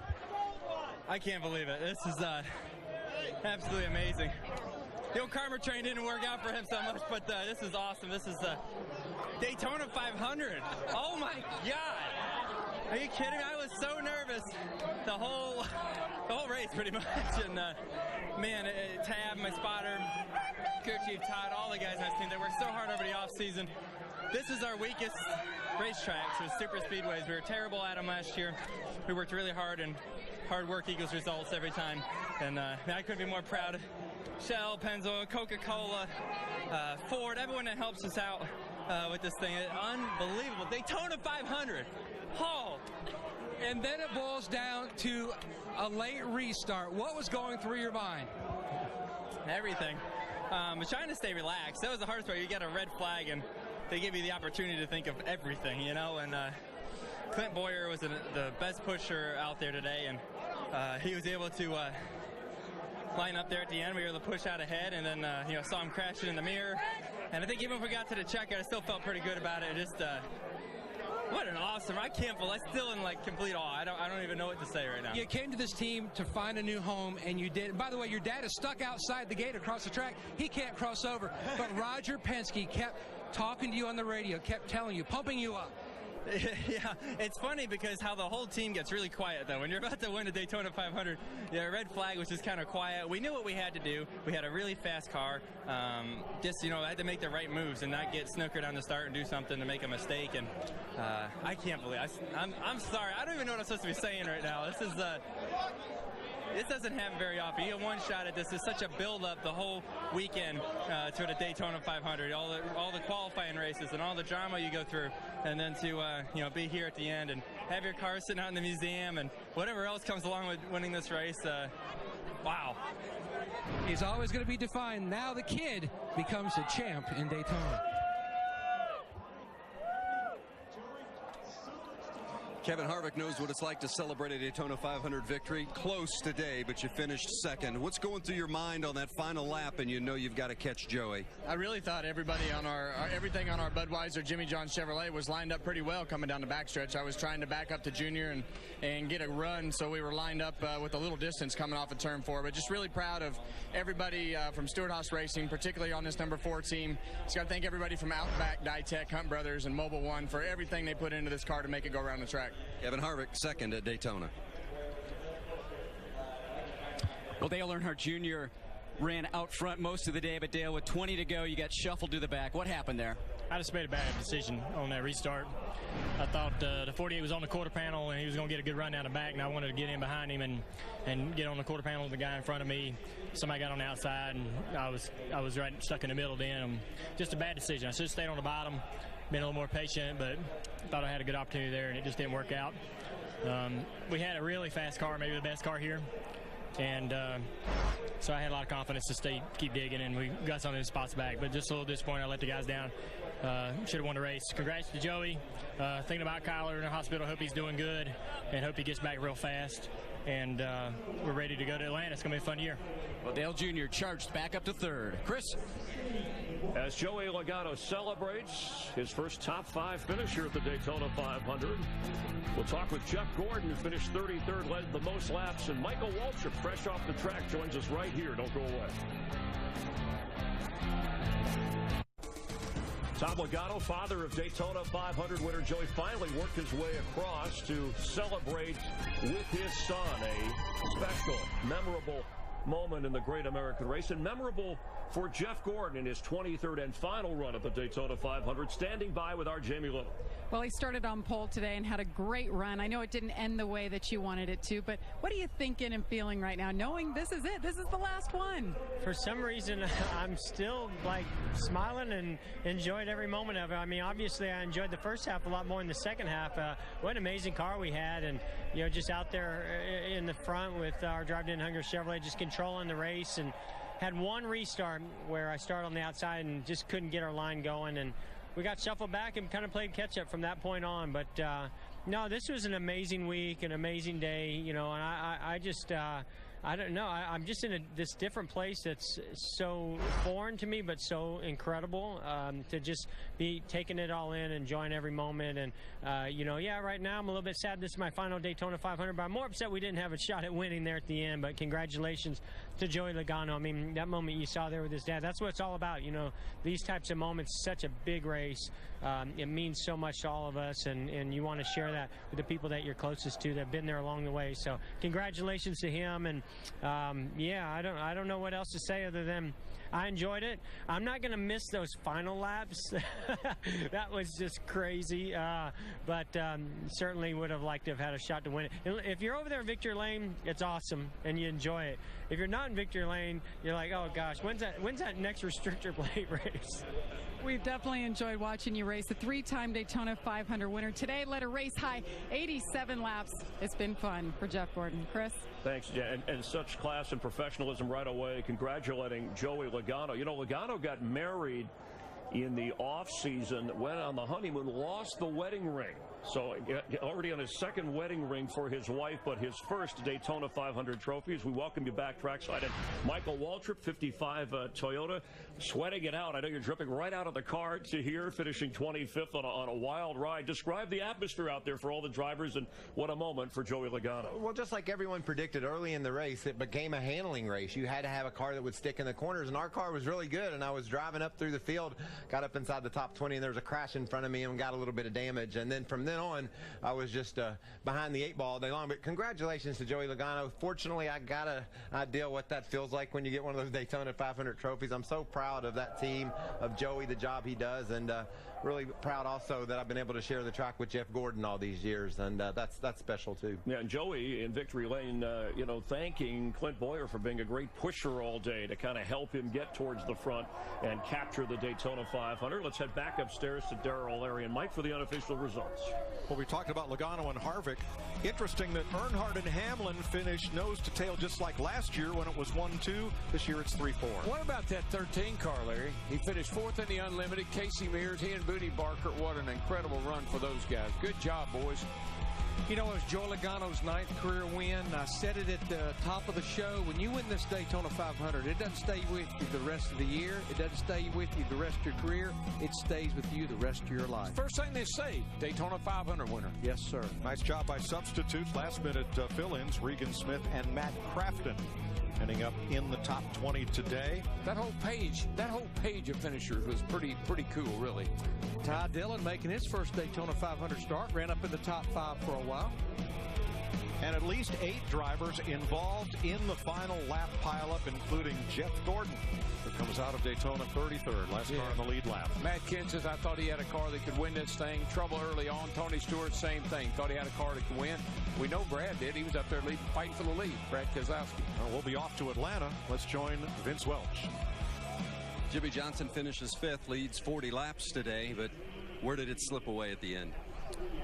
Really, the last 2 restarts just didn't work for us. The lane, I was ahead of one lane, and the guys behind us just weren't bumper to bumper. And then on that last restart, same thing on the bottom.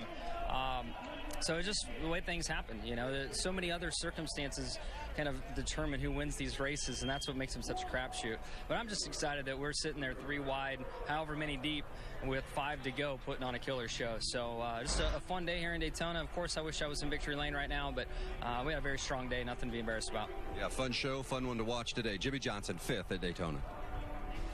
Well, Denny Hamlin comes home 4th today, and Denny, with 20 to go, he was 3 wide, 8 deep. Have you ever seen anything like that?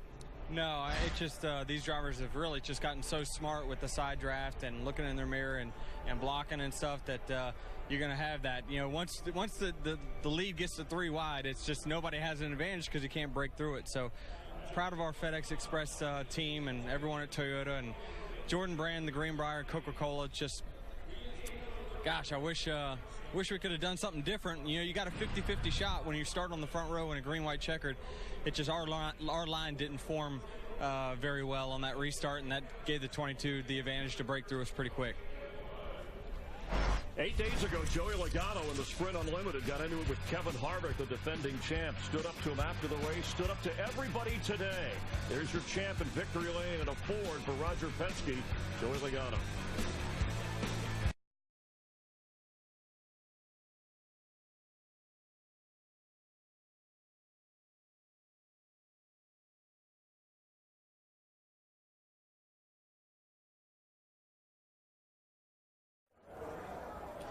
I could say this might be the most difficult Daytona 500 anybody's ever won. Yeah, 3 wide, 8 deep. I like that. That's good. So he led 6 different times, right, Patrick? Stand by. 3. Joey Logano led 6 different times. Not a whole lot of laps. in excess of 500 miles. A green-white checker overtime win at the Daytona 500. Once called sliced bread because he won at a young age at 18 as a pro. But here, the Daytona 500 puts him in a special category. Oh, winning this race means everything. And, you know, this might have been the most difficult Daytona 500 ever to win. I've never seen him stack 3 wide, 8 deep with just a few laps to go for the checkered. And I had a good view of it, Chris. There was beating and banging. There was everything you wanted. Joey Logano proved last week that he was going to be tough in Daytona. That car was strong. He pushed hard, and he won the race. And he fought off some terrific drivers. Jimmy Johnson, Kevin Harvick, who wound up second, Dale Earnhardt Jr. Victory Lane on Fox Sports 1, a full half hour. In fact, Joey Logano will join us live. He'll come and sit with us at our studio trackside here in Daytona. Tonight on Fox, Bob's Burgers, The Simpsons back-to-back, Family Guy, and then more of Bob's Burgers before your local news. Next week, we will head to Atlanta, 12:30 Eastern on the pre-race show, 9:30 Pacific. Still one of the fastest places on Earth. And we'll see how Joey Logano will hold up after this emotional win here. For Darrell Waltrip, Mike Joy, and Larry McReynolds, Jamie Little, Vince Welch, Chris Neville, Matt Yoakum, Michael Waltrip, and Andy Petrie. I'm Chris Myers. Get well, Kyle Busch. We're rooting for you, and same for you, Steve Burns. And thanks to all of you for being a part of NASCAR on Fox. And congratulations, Joey Logano. You're the Daytona 500 champ.